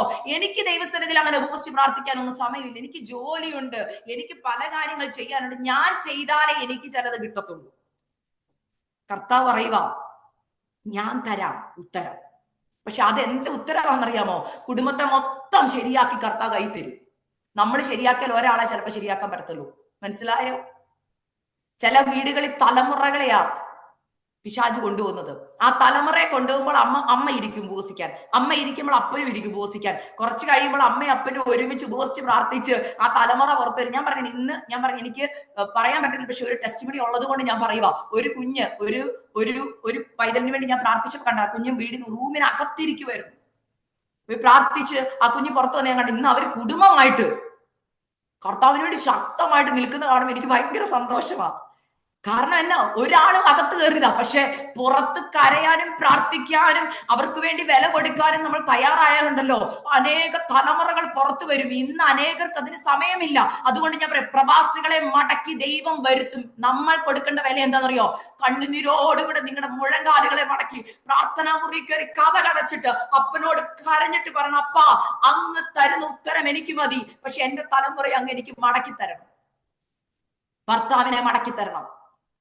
ഭാര്യമാരെ, നിങ്ങളുടെ ഭർത്താക്കന്മാര് മടങ്ങി വരിക തന്നെ ചെയ്യും. ഞാൻ ആത്മാവിൽ ദൂത് പറയുക, പരിശുദ്ധാത്മാവിൽ ഭർത്താക്കന്മാരെ ഓർത്ത് കരയുന്ന ഓരോ ഭാര്യമാരോട് പറയുക, വില കൊടുക്കാൻ നിങ്ങൾ തയ്യാറായാൽ കർത്താവ് പറയുക, ഞാൻ നിനക്ക് ഉത്തരം തരാം. ഇതുവരെ കണ്ട ഒരു ഭർത്താവായിട്ടല്ല, മാനസാന്തരപ്പെടുത്തി രൂപാന്തരം വരുത്തി ഇതുവരെ നിങ്ങൾ അനുഭവിക്കാത്ത ആത്മസന്തോഷം, ആത്മാവിന്റെ സന്തോഷം കുടുംബ ജീവിതത്തിൽ പകർന്ന് ഏറ്റവും അനുഗ്രഹിക്കപ്പെട്ട ഒരു കുടുംബ ജീവിതമാക്കി നിങ്ങൾക്ക് ദൈവം അതിന്റെ ഉത്തരം തരും. പകരം നിങ്ങൾ ഇനി എന്തൊക്കെ കൗൺസിലിങ്ങിന് കൊണ്ടുപോയാലും പരിശുദ്ധാത്മാവ് പ്രവർത്തിക്കാത്തിടത്തോളം രൂപാന്തരം വരത്തില്ല. അടുത്തത് ഞാൻ പെട്ടെന്ന് പോകുക. മൂന്നാമത്, അതിന്റെ 8 മുതൽ വായിക്കാം. അവർ എന്നോട് പിഴച്ചതായ സകല അകൃത്യത്തെയും ഞാൻ നീക്കി അവരെ ശുദ്ധീകരിക്കുകയും അവർ പാപം ചെയ്തത് എന്നോട് ദ്രോഹിച്ചതുമായ സകല അകൃത്യങ്ങളെ മോചിക്കുകയും ചെയ്യും. എന്തുവാണ് അതിന്റെ അർത്ഥം? നിങ്ങളുടെ കുടുംബങ്ങളിൽ വന്നുപോയ അകൃത്യങ്ങളും പാപങ്ങളും കർത്താവിന്റെ സന്നിധിയിൽ ഏറ്റു പറയാൻ തയ്യാറായ അപ്പ പറയുക, ഞാൻ നിങ്ങളെ മോചിപ്പിക്കും പാപത്തിൽ നിന്ന്. പാപബോധം വരുത്തൂന്ന് ചിലർ പ്രാർത്ഥിച്ച് ഞാൻ കേട്ടിട്ടുണ്ട്. സിസ്റ്റർ, എന്റെ കുടുംബത്തിൽ ഒരു പാപബോധം വന്നിരുന്നെങ്കിൽ. കാരണം അത്രയ്ക്ക് പാപത്തിനകത്ത് കിടക്കുന്ന കുടുംബങ്ങളുണ്ട്. കർത്താവ് പറയും, എന്നെ വിളിച്ചപേക്ഷിക്കും, ഞാൻ പാപബോധം വരുത്താം. ചിലരെ കൊണ്ട് സംസാരിപ്പിക്കാൻ നോക്കും. എന്നോട് ചിലർ പറയണ്ട, സിസ്റ്റർ ഒന്ന് സംസാരിക്കാവോ അവരോട്? ഞാൻ പറയും, സിസ്റ്റർ സംസാരിച്ചാൽ ഒന്നും നടക്കത്തില്ല, 100% എനിക്കറിയാവുന്ന കാര്യമാണ്. എന്നാൽ പരിശുദ്ധാത്മാവ് സംസാരിച്ചാലോ?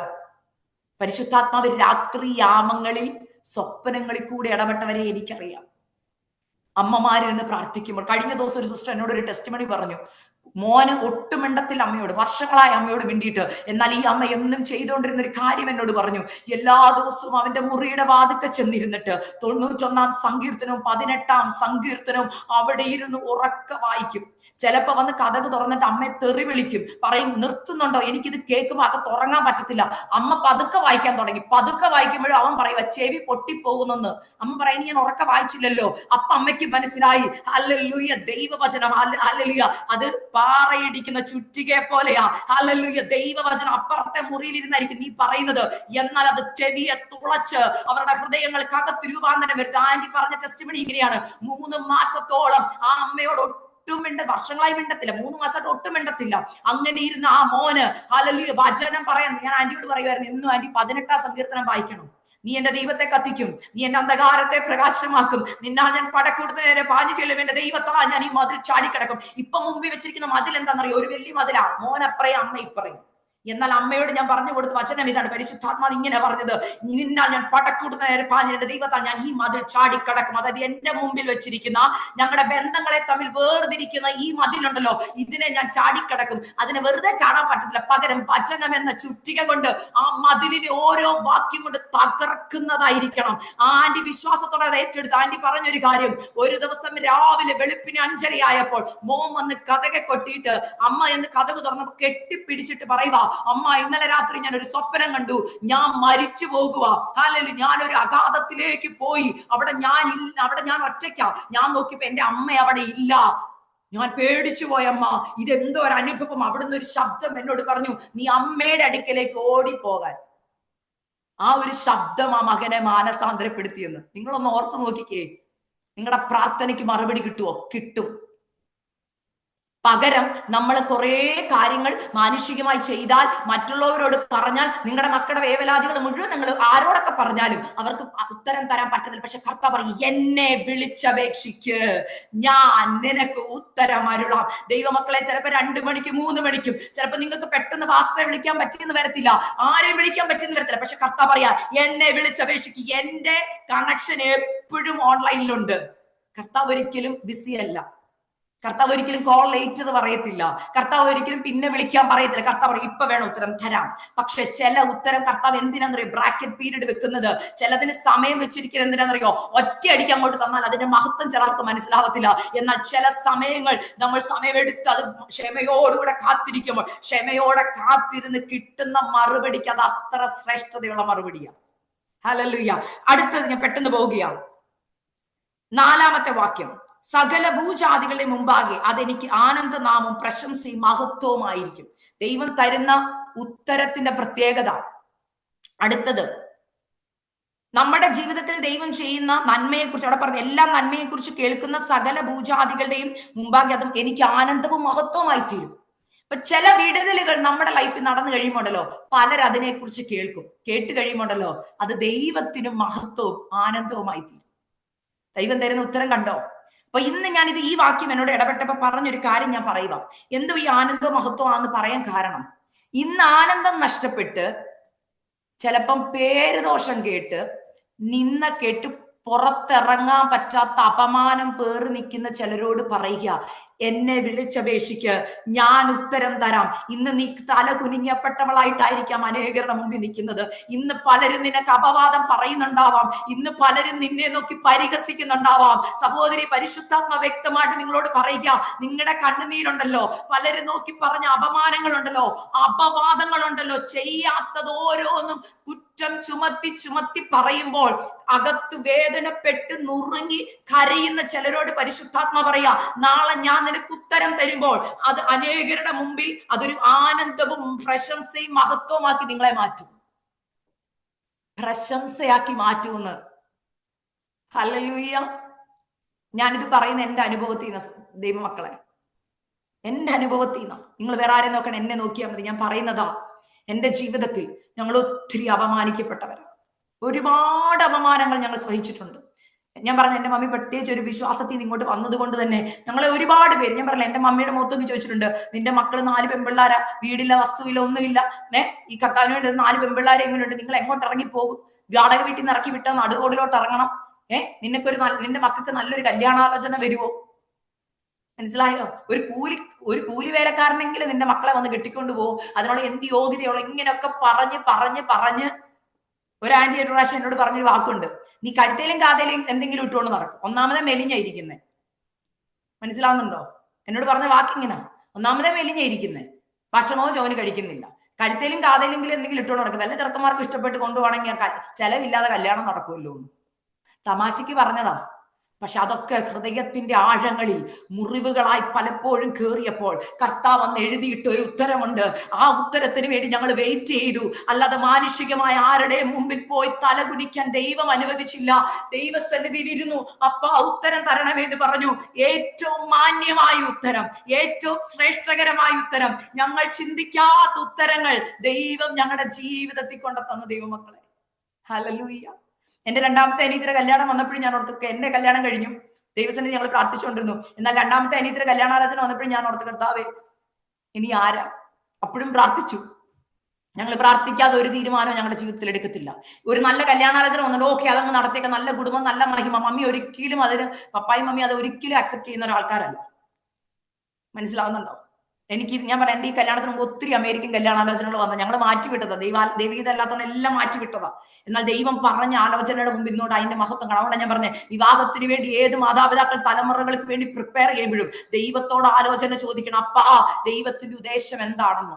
അതിന്റെ അർത്ഥം കല്യാണം കഴിഞ്ഞ് വരുമ്പോൾ നല്ല കുടുംബജീവിതം, നല്ല ഭർത്താവെന്നല്ല. അത് ഞാനൊരു ആലോചന പറയുക. കാരണം അങ്ങനെയുള്ള ഒരുപാട് മാതാക്കൾ എന്നെ വിളിക്കുന്നതുകൊണ്ട് ഞാൻ അതിനും കൂടെ ഉള്ള ഒരു ഉത്തരം ഞാൻ ഇതിനകത്ത് പറയുക. ഇവിടെ പറഞ്ഞാൽ പ്രശംസയും മഹത്വമൊക്കെയാണ്. ഒരു കാര്യം കൂടെ ഞാൻ പറയുകയാണ്.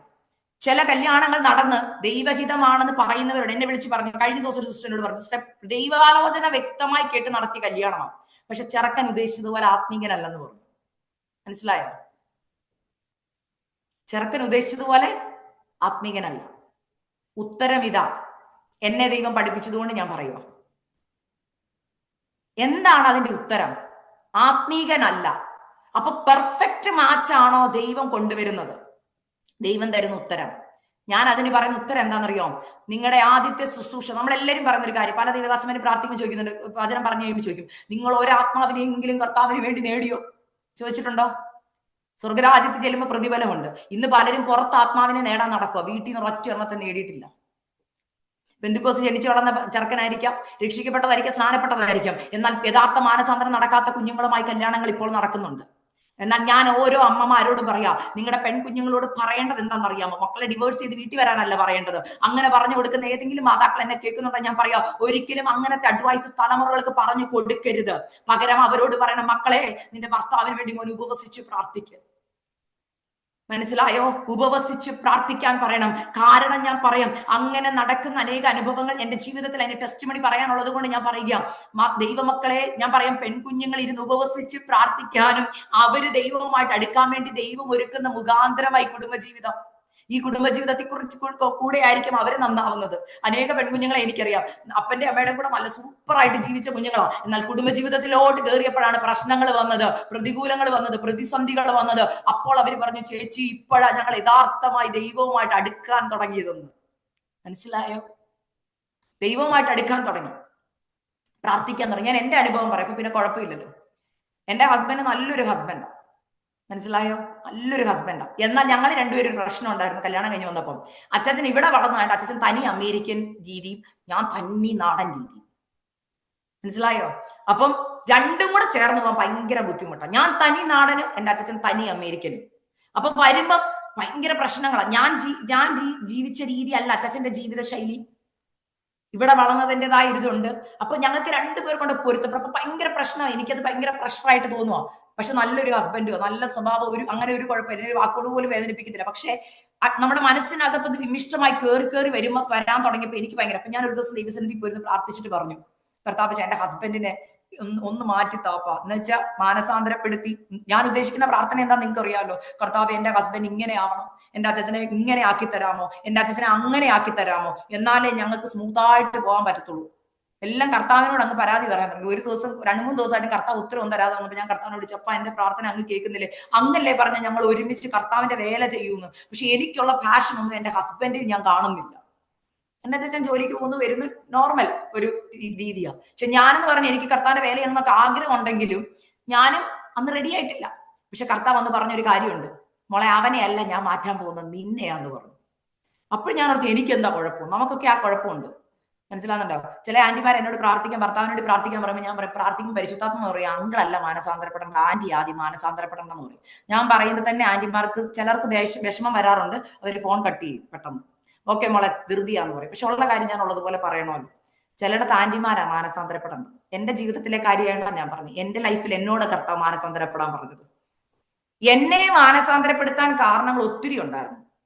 ഞാൻ ഓൾറെഡി അത് തുറന്ന് ഈ കോമ്പസ് മിനിസ്ട്രി വന്ന് പറഞ്ഞിട്ടുള്ളതാണ്. ഞാൻ എന്റെ കണ്ണിൽ കൂടെ നോക്കുമ്പോൾ എന്റെ ഹസ്ബൻഡിന് ഒത്തിരി കുറവുകൾ കാണുക. എന്റെ വിചാരം ഞാൻ പെർഫെക്റ്റ്, എന്റെ ഹസ്ബൻഡ് പോരാന്ന. എന്നാൽ കർത്താവിന്റെ കണ്ണിൽ കൂടെ എന്നെ നോക്കിയപ്പോൾ എന്നിൽ കുറവുണ്ടെന്ന് ആ കുറവ് കൊണ്ടാണ് ഞാൻ അച്ഛനെ നോക്കിക്കൊണ്ടിരുന്നത്. അപ്പൊ കർത്താവിനോട് പറഞ്ഞു, നീ മാനസാന്തരപ്പെടണമെന്ന് പറഞ്ഞ് എനിക്കൊരു ലിസ്റ്റ് തന്നു മാനസാന്തരപ്പെടാൻ. ഞാൻ നോക്കിയപ്പോൾ എന്റെ ഹസ്ബൻഡ് എന്നേക്കാൾ 100 മടങ്ങ് ബെസ്റ്റായിട്ട് എനിക്ക് അപ്പോഴാണ് മനസ്സിലായത്. തുറന്നു പറയുന്ന കാര്യം, എന്റെ ഹസ്ബൻഡ് ഇന്നും ഇവിടെ ഉണ്ട്. ചോദിച്ചാൽ അവർക്ക് സത്യസന്ധമായിട്ട് മറുപടി പറയും. എന്റെ ജീവിതത്തെ കർത്താവ് മാറ്റി. അങ്ങനെ മാറ്റിയപ്പോഴാണ് എനിക്ക് മനസ്സിലായത് കർത്താവ് ആഗ്രഹിക്കുന്ന പോലെ ഞാൻ ആയിട്ടില്ലായിരുന്നു. എന്റെ വിചാരം ഞാൻ കർത്താവ് ആഗ്രഹിക്കുന്ന പോലെ ആളാന്ന, പക്ഷെ അല്ലായിരുന്നു. ആ സമയങ്ങളിലാണ് എന്നെ കർത്താവ് മാനസാന്തരപ്പെടുത്തിയത്. എന്റെ ഉള്ളിൽ കിടന്ന കുറെ പാപങ്ങൾ കർത്താവ് എനിക്ക് വെളിപ്പെടുത്തി തന്നു. അതിലൊരു പാപം ഞാൻ എല്ലായിടത്തും പറഞ്ഞിട്ടുള്ളതാ, അൺഫോർഗീവ്നെസ്, മറ്റുള്ളവരോട് ക്ഷമിക്കാൻ പറ്റാത്ത അവസ്ഥ. ഞാൻ ഓർത്ത ഞാൻ എല്ലാവർക്കും ക്ഷമ കൊടുത്തുന്ന, പക്ഷെ ഞാൻ ക്ഷമ കൊടുത്തിട്ടുണ്ടായിരുന്നില്ല. ഞാൻ അത് ഇന്നും മനസ്സിൽ ഓർമ്മ വെച്ചുകൊണ്ടിരിക്കുക. അപ്പൊ കർത്താവിനോട് പറഞ്ഞു, ഇല്ല മോളെ നീ ക്ഷമ കൊടുത്തിട്ടില്ല, നീ ക്ഷമിക്കണം, പൂർണ്ണമായിട്ട് ക്ഷമിക്കണം. അങ്ങനെ കർത്താവ് എന്നെ ഓരോ ദിവസം പണിയാൻ തുടങ്ങി. അതെങ്ങനെ പണിതു? ഉപവസിപ്പിച്ച് പ്രാർത്ഥിച്ച് ഞാൻ ദൈവസന്നിധിയിൽ ഇരിക്കാൻ തുടങ്ങി. ഇരുന്നപ്പോൾ ഓരോ ദിവസവും ഓരോ അഴുക്കുകൾ പുറത്തേക്ക് ഇങ്ങനെ വരാൻ തുടങ്ങി. അങ്ങനെ ഓരോ ദിവസം കഴുകി കഴിഞ്ഞപ്പോൾ എന്റെ ഹസ്ബൻഡ്, ഞാൻ പറയുന്നു ഞാൻ മാറിയെന്ന് പറഞ്ഞപ്പോൾ നോക്കിയപ്പോ എന്റെ ഹസ്ബൻഡ് മാറിയതായിട്ട് എനിക്ക് ഫീൽ ചെയ്യാൻ തുടങ്ങി. ഇന്നും എന്റെ ഹസ്ബൻഡ് ഞാൻ ഉദ്ദേശിക്കുന്നതിന് അപ്പുറമായി കർത്താവിന്റെ ഉത്തരം ഞാൻ പറഞ്ഞത്. കർത്താവ് എന്റെ അച്ഛനെ മോൾഡ് ചെയ്യാൻ തുടങ്ങി. ഇന്ന് ഞങ്ങൾ ഒരുമിച്ച് കർത്താവിന്റെ വേല ചെയ്യുന്നു. ഞാനിത് പറയാൻ, അച്ഛൻ ജോലിയോടുകൂടെ ചെയ്യുന്നു, ഞാൻ ഫുൾ ടൈം ചെയ്തു. പക്ഷെ ഞാൻ ഇന്ന് നോക്കുമ്പോൾ മനസ്സിലായി കർത്താവ് തന്ന ഉത്തരം എത്ര ശ്രേഷ്ഠകരമായ ഉത്തരമാണ്. ഹല്ലേലൂയ. പെട്ടെന്ന് ഞാൻ പോകും. എന്റെ 5-ാം വാക്യത്തിൽ ഇങ്ങനെ പറയുന്നു, ഇനിയും ആനന്ദഘോഷവും സന്തോഷധ്വനിയും മണവാളന്റെ സ്വരവും മണവാട്ടിയുടെ സ്വരവും എവിടെ കേൾക്കും? വീതികളിൽ കേൾക്കും. ഇതിന്റെ നിന്ന് കർത്താവ് എനിക്ക് തന്നത് അടുത്ത ഉത്തരം, തലമുറകളുടെ വിവാഹമോർത്ത് കരയുന്ന മാതാക്കളോടും പിതാക്കളോടും പറയുന്ന ഒരു കാര്യമാണ്, എന്നെ വിളിച്ചപേക്ഷിച്ചാൽ ഞാൻ നിനക്ക് ഉത്തരം വരുന്നു. അത് ഏത് ഉത്തരമാണെന്നറിയോ? നിങ്ങളുടെ വീട്ടിൽ ആൺതലമുറകൾ, അല്ലെങ്കിൽ മണവാളന്റെയും മണവാട്ടിയുടെയും സ്വരം നിങ്ങളുടെ ഭവനങ്ങളിൽ, നിങ്ങളുടെ ദേശത്ത് ഉയരും. അതിന് എന്താ നമ്മൾ ചെയ്യേണ്ടതെന്ന് അറിയാവോ? ഞാൻ ഇപ്പോഴും പറയുന്ന ഒരു കാര്യം, ഞാൻ അതിനൊന്ന് വിമർശിച്ച് പറയുന്നല്ല, അങ്ങനെ റോങ് ആയിട്ട് എടുക്കരുത്. നമ്മൾ 10 പേരോട് വിളിച്ച് എന്റെ മോനെ ഒരു കല്യാണം ആലോചിക്കണേ, എന്റെ മോൻ ഒരു കല്യാണം ആലോചിക്കണേ, എന്റെ മോൻ ഇന്ന ക്വാളിറ്റി ഉള്ള ഒരു പെണ്ണിനെ വേണേ, എന്റെ മോൾക്ക് ഇങ്ങനെ ഒരു ചെറുക്കനെ വേണേ എന്ന് പറയുന്നതിന് പകരം അപ്പനോട് ചോദിക്കണം, അപ്പ പറയുന്ന ചെറുക്കനെ എന്റെ വീട്ടിൽ കൊണ്ടുത്തരണം എന്ന് പറയണം. ഞാൻ ഇങ്ങനെ പ്രാർത്ഥിച്ച വ്യക്തി, അതുകൊണ്ടാണ് പറയുന്നത്, തമാശയല്ല. എന്റെ ഹരീത്തിയുടെ വിവാഹാലോചനകൾ ദൈവം കൊണ്ട് തന്നത് നമ്മൾ പ്രാർത്ഥിക്കുന്ന പോലെ തന്നെ. കർത്താവെ അങ്ങേക്ക് ഇഷ്ടമുള്ളത് ഒരു മനുഷ്യരോട് ആലോചന കൊണ്ടുവരണേ പറയാതെ ഇങ്ങോട്ട് കൊണ്ടുവരണം എന്ന് പറഞ്ഞു. ഞാൻ പറഞ്ഞില്ലേ, എന്റെ ഹസ്ബൻഡ് 27 വർഷത്തിന് ശേഷം ആദ്യമായിട്ട് ഇന്ത്യയിൽ വരിക. അല്ലെങ്കിൽ എന്റെ ടെസ്റ്റ് മണി ആസാദി കിടപ്പുണ്ട്, ഇതിനകത്ത് ഞാൻ പറഞ്ഞിട്ടുണ്ട് എന്റെ വിവാഹം നടന്ന ടെസ്റ്റ് മണി, പോയി കേട്ടാ മനസ്സിലാകും. ഇന്നലെ ഞാൻ ഒരു വീട്ടിൽ ചെന്നപ്പോൾ അവിടുത്തെ ഒരു അങ്കിൾ എന്നോട് പറയാം, മോളെ എനിക്ക് ഇന്നും അത്ഭുതമാണ് നിങ്ങളുടെ വിവാഹം. കാരണം പീറ്ററിനെ പോലുള്ള ഒരു ചെറുക്കൻ, ഇവിടെ വളർന്ന ചെറുക്കൻ ഒരിക്കലും ഇന്ത്യയിൽ പോയി ഒരു മലയാളി കൊച്ചിനെ കല്യാണം കഴിക്കാൻ ചാൻസ് ഇല്ല. അത് ഇതെങ്ങനെ നടന്നെന്ന് ചോദിച്ചു. ഞാൻ പറഞ്ഞ, അങ്കിളെ ഇത് യഹോവയാൽ സംഭവിച്ചു, നമ്മുടെ ദൃഷ്ടിയിൽ ആശ്ചര്യം. അത് തന്നെയാണ് എന്റെ കുടുംബജീവിതത്തെ കുറിച്ചുള്ള എന്റെ സാക്ഷ്യം. അതുകൊണ്ടാണ് പറയുന്നത്, ദൈവത്തിന് ഒരാളെ നാട്ടിൽ കൊണ്ടുവരണമെന്നുണ്ടെങ്കിൽ നാട്ടിൽ കൊണ്ടുവന്ന് കല്യാണം കഴിപ്പിക്കും. കല്യാണം കഴിക്കത്തില്ലെന്ന് പറഞ്ഞിരിക്കുന്ന ആടെ മനസ്സിനെ മാറ്റി കല്യാണം കഴിപ്പിക്കുമെന്ന് പറയിപ്പിക്കുവാൻ കർത്താവിന് കഴിയും. ചെയ്യേണ്ടത് ഒരൊറ്റ കാര്യം, എന്നെ വിളിച്ചപേക്ഷിക്ക്, ഞാൻ നിനക്ക് ഉത്തരം വരളാം. പകരം 10-15 പേരോട് പറഞ്ഞ് ഓരോ ദിവസം രാവിലെ എഴുന്നേറ്റ് പ്രാർത്ഥിക്കേണ്ടതിന് പകരം ഫോൺ എടുത്ത് കാണുന്നവരെയൊക്കെ വിളിച്ചുകൊണ്ട് എന്റെ മോക്ക് ഇങ്ങനെ ഒരു അലയൻസ് കൊണ്ട് തരണേ, ചെറുക്കൻ ഇങ്ങനെ കൊണ്ട് തരണേ എന്ന് പറയുമ്പോൾ കർത്താവ് മോളി എന്ന് പറയും, എന്നെ വിളിച്ചപേക്ഷിക്ക്, ഞാൻ ഉത്തരം തരാം. നിനക്കറിയാത്തതും അവന് യോജ്യമായതിനെ ഞാൻ കൊണ്ടുതരാം. ദൈവം യോജിപ്പിക്കാൻ ഒരാൾ തീരുമാനിച്ച് ദൈവം ഉത്തരം കൊണ്ട് തരുന്ന പെൺകുഞ്ഞും ചെറുക്കനും എങ്ങനെ ആയിരിക്കും എന്നറിയാമോ? ഒന്നെങ്കിൽ, ഞാൻ എപ്പോഴും പറഞ്ഞിങ്ങനെ, ഞാനും എന്റെ ഹസ്ബൻഡ് പറഞ്ഞ കാര്യം ഞാൻ അതുകൊണ്ട് എന്റെ ജീവിതാനുഭവം പറയുന്നത് കേട്ടോ. ഞാൻ കല്യാണം കഴിഞ്ഞ് വന്നപ്പോൾ ഞാൻ ആദ്യം പ്രാർത്ഥിച്ച പ്രാർത്ഥന ചെയ്ത, കർത്താവേ ഒരിക്കലും എന്റെ ഹസ്ബൻഡിന്റെ നിത്യതയ്ക്ക് ഞാൻ തടസ്സമായി തീരരുതെന്ന്. എന്റെ ഭർത്താവിനോട് ഞാൻ പറഞ്ഞിട്ടുണ്ട്, അച്ചാച്ചാ എന്റെ നിത്യതയ്ക്ക് അച്ചാച്ചനും തടസ്സമായി തീരരുത്. കാരണം എന്താ നിങ്ങൾക്കറിയാമോ? ഞാൻ പറഞ്ഞ ഞാൻ ശുശ്രൂഷ നിൽക്കുന്നത് കൊണ്ട് ഞാൻ പറയുക, അനേക കുടുംബങ്ങൾ തകരുന്നതിന്റെ കാരണം ഭാര്യ ഭർത്താവ് തമ്മിൽ ഐക്യതയില്ല, സ്നേഹമില്ല.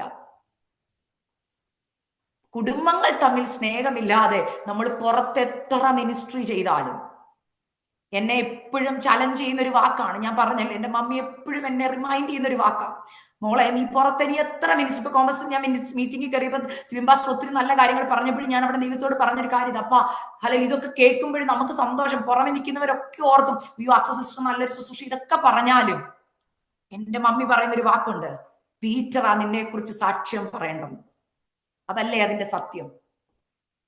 ഞാൻ ഇവിടെ വന്ന് എത്ര നല്ല പ്രസംഗം പ്രസംഗിച്ച് നിങ്ങൾ എല്ലാവരും എനിക്ക് റിപ്പോർട്ട് തരും, അക്സ നല്ലൊരു കൊച്ച നല്ല പ്രസംഗമാണെന്ന് പറഞ്ഞു, പക്ഷെ എന്റെ ഹസ്ബൻഡ് ഒരു വാക്ക് മാറി എന്ന് പറയുവാന്നിരിക്കട്ടെ, അയ്യോ ഈ പ്രസംഗമൊക്കെ ഉള്ളൂ, എനിക്കല്ലേ എന്റെ ഭാര്യയുടെ തനിനിറം അറിയത്തുള്ളൂ എന്ന് പറഞ്ഞാൽ ഈ മിനിസ്ട്രി ചെയ്തത് മുഴുവൻ ഫെയിലിയർ ആയിപ്പോയി.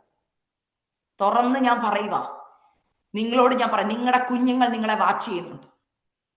ഞാൻ അനേക കുഞ്ഞുങ്ങളോട് സംസാരിക്കുന്നോണ്ട് പറയുന്നു, പാസ്റ്റർമാരുടെ മക്കളുണ്ട്, ശുശ്രൂഷകന്മാരുടെ മക്കളുണ്ട്, അല്ലാത്ത ഭാര്യമാരും മക്കളൊക്കെ പറയുന്ന ഒരു കാര്യമുണ്ട്, സിസ്റ്ററെ പുറത്ത് പറയാൻ പറ്റത്തില്ല, കാരണം വീട്ടിൽ കാണുന്നതല്ല പുറത്ത് കാണുന്നത്, പുറത്ത് നല്ല ആളാ, പക്ഷെ വീടിനകത്ത് വേറൊരാളെ പുറത്ത് പറഞ്ഞാൽ പോലും ആരും ചിലപ്പം വിശ്വസിക്കത്ത് പോലും ഇല്ല. ഞാൻ തുറന്ന് പറയുക, എന്നോട് വിഷമം തോന്നല്, ഉള്ളതുപോലെ ഞാൻ പറയും, കാരണം മാനസാന്തരപ്പെടാൻ ആരെങ്കിലും ഉണ്ടെങ്കിൽ മാനസാന്തരപ്പെട്ടോണം. ശുശ്രൂഷകൾ നമ്മൾ ഇനി എത്ര, അതാണ് കർത്താവ് പറഞ്ഞത്, നിങ്ങൾ ഭൂതങ്ങളെ പുറത്താക്കി, നിങ്ങൾ രോഗികളെ സൗഖ്യമാക്കി, പക്ഷെ എനിക്ക് നിങ്ങളെ അറിയത്തില്ല, കാരണം എന്റെ സ്വഭാവം നിങ്ങളിൽ ഇല്ലായിരുന്നെന്ന്. മനസ്സിലാവുന്നുണ്ടോ ഞാൻ പറയുന്നത്? തുറന്നു പറയുക, മിനിസ്ട്രി ചെയ്യുന്നുണ്ട്, പല കാര്യങ്ങൾ ആതുര സേവനം ചെയ്യുന്നുണ്ടാവാം, അനേകരോട് പുറത്ത് നല്ലതാണ്, പക്ഷെ വീടിന്റെ ഉള്ളിൽ ഹല്ലേലൂയ നിങ്ങൾ എന്താണ്, അതാണ് യഥാർത്ഥത്തിൽ നിങ്ങൾ ക്രിസ്തുവിൽ. ആത്മാവിന്റെ ഫലമില്ലാതെ പുറത്തെത്ര കൃപാവരം ജ്വലിപ്പിച്ചാലും അതുകൊണ്ട് കാര്യം ഇല്ല, കർത്താവിന്റെ വരവെങ്കിൽ പോകത്തുമില്ല. മനസ്സിലായോ? എന്നെ വിളിച്ചപേക്ഷിച്ച് ഞാൻ നിനക്ക് ഉത്തരം വരല എന്ന് പറയുമ്പോൾ എല്ലാ ഉത്തരങ്ങളും കിട്ടും, പക്ഷെ കർത്താവ് ചോദിക്കുന്നത് അതുകൊണ്ട് ചില ഉത്തരങ്ങൾ വൈകുന്നതാണ് ഞാൻ പറഞ്ഞു വരുന്നത്. ചില ഉത്തരങ്ങൾ വൈകുന്നതിന്റെ കാര്യം എന്താണെന്നറിയോ? ഈ കഷ്ടതയ്ക്കുള്ളിലിട്ട കർത്താവ് ആത്മാവിന്റെ ഫലത്തിലേക്ക് നമ്മളെ കൊണ്ടുവരുന്നത്. എന്ത്? സ്നേഹം, സന്തോഷം, സമാധാനം, ദീർഘക്ഷമ, ദയ, പരോപകാരം, വിശ്വസ്തത, ഇന്ദ്രിയ ജയം, എല്ലാം നമ്മളെ മോൾഡ് ചെയ്യുന്നത് ഈ കഷ്ടതയ്ക്കുള്ളിലിട്ട. കർത്താവിനറിയാം ഇപ്പൊ അതിന് ഉത്തരം പെട്ടെന്ന് അങ്ങോട്ട് കൊടുത്താൽ ആത്മാവിന്റെ ഫലത്തിലേക്ക് വരത്തില്ല നമ്മൾ. ഞാൻ ഒരു കാര്യം പറയാം, ആത്മാവിന്റെ ഫലമില്ലാത്ത ഏതൊരു ദൈവ പൈതലുണ്ടോ നമ്മൾ ഒരു അട്ടർ ഫെയിലിയർ ദൈവസന്നിധി. കർത്താവ് അതുകൊണ്ട് പറഞ്ഞു എനിക്ക് നിങ്ങളെ അറിയത്തില്ല, സോറി, പക്ഷെ അങ്ങയുടെ നാമത്തിലല്ലേ ഞങ്ങൾ ഈ മിനിസ്ട്രി ചെയ്ത്. കർത്താവ് പറയും എനിക്കറിയത്തില്ല, കാരണം നമുക്ക് തമ്മിൽ, കർത്താവ് പറയും എനിക്ക് നിങ്ങളും തമ്മിൽ കണക്ട് ആവാൻ പറ്റുന്നില്ല, കാരണം വീട്ടിലെ ഒരാളല്ല പുറത്ത് കണ്ടത്, എന്നാൽ പുറത്തും അകത്തും ഒരേ രീതിയിൽ മിനിസ്ട്രി ചെയ്യുമ്പോഴും ശുശ്രൂഷിക്കുമ്പോഴും ഒരേ സ്വഭാവം, ഒരേ രീതി. ഞാനതാ പറയാം, വീട്ടിലുള്ളവർ, മാതാപിതാക്കൾ, നമ്മുടെ ഭർത്താക്കന്മാർ, നമ്മുടെ ഭാര്യമാർ നമ്മളെ കുറിച്ച് സാക്ഷ്യം പറയുന്നതാണ് ഏറ്റവും വലിയ സാക്ഷ്യം. പുറത്തിനി മില്യൺസ് ഓഫ് ആൾക്കാര് നല്ലതാന്ന് പറഞ്ഞാലും കമന്റ് പറഞ്ഞാലും ഹല്ലേലൂയ നമ്മൾ ആരെന്ന് നമ്മുടെ ഏറ്റവും അടുത്തുള്ളവർ പറയുന്നതിലാണ് നമ്മുടെ ജീവിതത്തിന്റെ വിജയം ഇരിക്കുന്നത്. അതിലുപരി കർത്താവ് പറയണം നല്ലവളും വിശ്വസ്തയുമായ ദാസിയെന്ന്. നിങ്ങൾക്ക് എത്ര പേർക്ക് ആ വചനത്തിന്റെ ആഴം മനസ്സിലാവുന്നുണ്ട്? പുറമെ നമ്മൾ എത്ര പ്രാർത്ഥനകൾക്ക് മറുപടി കിട്ടിയിട്ടും നമ്മുടെ ആത്മാവ് നഷ്ടമായിട്ട് പറഞ്ഞിട്ട് ഒരു കാര്യവുമില്ല. അടുത്ത പെട്ടെന്ന് ഞാൻ പറഞ്ഞു തീർക്കുക. ഹല്ലേലൂയ. ആറാമത്തെ പോയിന്റിലേക്ക് വരും. യഹോവയുടെ ആലയത്തിൽ സ്തോത്രയാഗം കൊണ്ടുവരുന്നവരുടെ ശബ്ദം കേൾക്കും, ഞാൻ ദേശത്തിന്റെ സ്ഥിതി മാറ്റി പണ്ടത്തെ പോലെ ആക്കും. രണ്ട് ദൂതുണ്ട് അതിനകത്ത്. ഒന്ന്, ആലയത്തിനകത്ത് സ്തോത്രയാഗം കൊണ്ടുവരുന്നവരുടെ ശബ്ദം കേൾക്കും. അതായത് ദൈവദാസന്മാരൊക്കെ ഉണ്ടെങ്കിൽ നിങ്ങളോടുള്ള ഒരു ദൈവിക ആലോചന ഞാൻ പറയുന്നു. ദൈവമക്കൾ ഇല്ല ദൈവസഭയിൽ ഇന്ന്, ഇല്ലേ? ആൾക്കാർ കുറഞ്ഞുകൊണ്ടിരിക്കുക. ദൈവാലയത്തിലേക്ക് ആൾക്കാർക്ക് വരുന്നതിന്റെ ലെവൽ കുറഞ്ഞുകൊണ്ടിരിക്കുക. ഇന്ന് ദൈവമക്കൾ സഭകളിൽ നിന്ന് മാറിക്കൊണ്ടിരിക്കുക. ഇന്ന് പലർക്കും ന്യൂ ജനറേഷൻ ചർച്ച ഇഷ്ടം. കാരണം എന്താ? സത്യോപദേശം പറയുന്ന സഭകൾ ഇഷ്ടമല്ല, അല്ലേ? ഉപദേശം പറയുന്നിടത്ത് ദൈവമക്കൾ വരത്തില്ല. അവർക്ക് ഇഷ്ടം എന്തുവാ? അതൊന്നും കുഴപ്പമില്ല. ഇന്നലെ ഞങ്ങളൊരു വീട്ടിൽ പ്രാർത്ഥിക്കുമ്പോൾ എന്റെ മമ്മി വചനം പറഞ്ഞപ്പോൾ പറഞ്ഞൊരു വാക്ക് എന്നെ ചിന്തിപ്പിച്ചു. ഇന്ന് പാപം പലരും ബലഹീനമാക്കി പറഞ്ഞോണ്ടിരിക്കുക. ഓ, എനിക്കൊരു ചെറിയൊരു ബലഹീനതയുണ്ട് കേട്ടോ. എന്തുവാ അത്? കോപം. ഒരു ബലഹീനതയായിട്ടാ പറയുന്നത്, പാവമായിട്ട് പറയുന്നില്ല. അത് ആ സഹോദരന്റെ ഒരു ബലഹീനതയാണ്. എന്നുവെച്ചാൽ പാപത്തെ ലഘൂകരിക്കുക. പാപം കുഴപ്പമില്ല, ലഘൂകരിച്ച് ലഘൂകരിച്ച് ലഘൂകരിച്ച് ഇന്ന് അതൊരു സാധാ, അത് കുഴപ്പം, അതൊന്നും വലിയ പ്രശ്നമുള്ള കാര്യം, ബൈബിൾ അങ്ങനെ ഒന്നും പറഞ്ഞിട്ടില്ലോ എന്ന് പറയും. പക്ഷെ ബൈബിളിന്റെ നിയമം കർശകമാണ്, അതിനകത്ത് ഒരു ചേഞ്ചും ഇല്ലാത്ത കാര്യമാണ്. അതുകൊണ്ട് എന്തായാലും ദൈവമക്കൾ സഭകളിലില്ല. പ്രത്യേകിച്ച് ന്യൂ ജനറേഷൻ കുഞ്ഞുങ്ങൾ, അവർക്ക് നമ്മുടെ സഭകൾ ഇഷ്ടമല്ല. കാരണം അവിടെ പ്രോട്ടോകോൾസ് ഉണ്ടെന്ന് അവർ പറഞ്ഞത്, കാരണം സ്ട്രിക്റ്റ് ആ നിയമം. അതുകൊണ്ട് അവർക്ക് അതിനകത്ത് ഡൈജസ്റ്റ് ആവുന്നില്ല, അവർക്ക് ഇഷ്ടപ്പെടുന്നില്ല. സഭകളിൽ നിന്ന് ആൾക്കാർ പറയും. എന്നാൽ ഇവിടെ പറയുക, ദൈവസന്നിധിയിൽ മുഴങ്കാലം അടക്കുന്ന ദൈവമക്കൾ ഉണ്ടെങ്കിൽ, ദൈവദാസന്മാരുണ്ടെങ്കിൽ, ദൈവാത്മാവിൽ ദൂത് പരിശുദ്ധാത്മാ പറയാ, എന്നെ വിളിച്ചപേക്ഷിച്ചാൽ ഞാൻ ഉത്തരം വരണം. എന്താണെന്നറിയോ? ഈ അന്ത്യകാലത്ത് ഞാനൊരു ജനറേഷനെ എഴുന്നേൽപ്പിക്കും, സത്യത്തിന് വേണ്ടി നിൽക്കുന്ന ജനറേഷൻ, ഈ ദൈവ വചനത്തിന് വേണ്ടി വില കൊടുക്കുന്ന ഒരു ജനറേഷൻ എഴുന്നേൽക്കുന്നുണ്ട്. എനിക്കറിയത്തില്ല നിങ്ങളിൽ എത്ര പേർക്ക് അറിയാവുന്ന, അമേരിക്കയിൽ വലിയ റിവൈവലുകൾ നടന്നുകൊണ്ടിരിക്കുക, അനേക ക്യാമ്പസുകളിൽ നടന്നുകൊണ്ടിരിക്കുക. ഞങ്ങൾ അത് നേരിട്ട് കാണുകയും കേൾക്കുകയും ഫോണുകളിൽ കണ്ടുകൊണ്ടിരിക്കുക. അനേക യുവ തലമുറകൾ ലജ്ജ കൂടാതെ സ്ട്രീറ്റുകളിൽ ദൈവവചനം പറയുന്നത് ഞാൻ കണ്ടുകൊണ്ടിരിക്കുകയാണ്. കേരളത്തിന്റെ അവസ്ഥ എന്താണെന്ന് എനിക്കറിയത്തില്ല, പക്ഷെ ഞാൻ ഇവിടെ ഇരുന്നുകൊണ്ട് എന്റെ ഇവിടുത്തെ കാര്യം പറയുക. അനേക കുഞ്ഞുങ്ങൾ സത്യവചനത്തിനു വേണ്ടി അവരുടെ ജീവിതത്തെ ഏൽപ്പിച്ചു കൊടുത്തുകൊണ്ടിരിക്കുകയാ. ഞാൻ പറയും, കർത്താവ് വരാറായി, അന്ത്യകാലമായി, ദൈവസഭയിലേക്ക് ദൈവമക്കൾ ഇരച്ചു കയറേണ്ട കാലമായത്. പെർസിക്യൂഷൻസ്, ഇന്ത്യയിൽ അധികം പ്രതികൂലങ്ങൾ വരുമ്പോൾ ഓർത്തോ, സഭ നിറയാൻ പോകുക. അതിന് നമ്മൾ എന്ത് ചെയ്യണം എന്നറിയാവോ? ദൈവമക്കൾ ദൈവസഭയിൽ മുഴങ്കാലും അടക്കി കർത്താവിനെ വിളിച്ചപേക്ഷിക്കണം. കർത്താവ് ഉത്തരം അരുളും.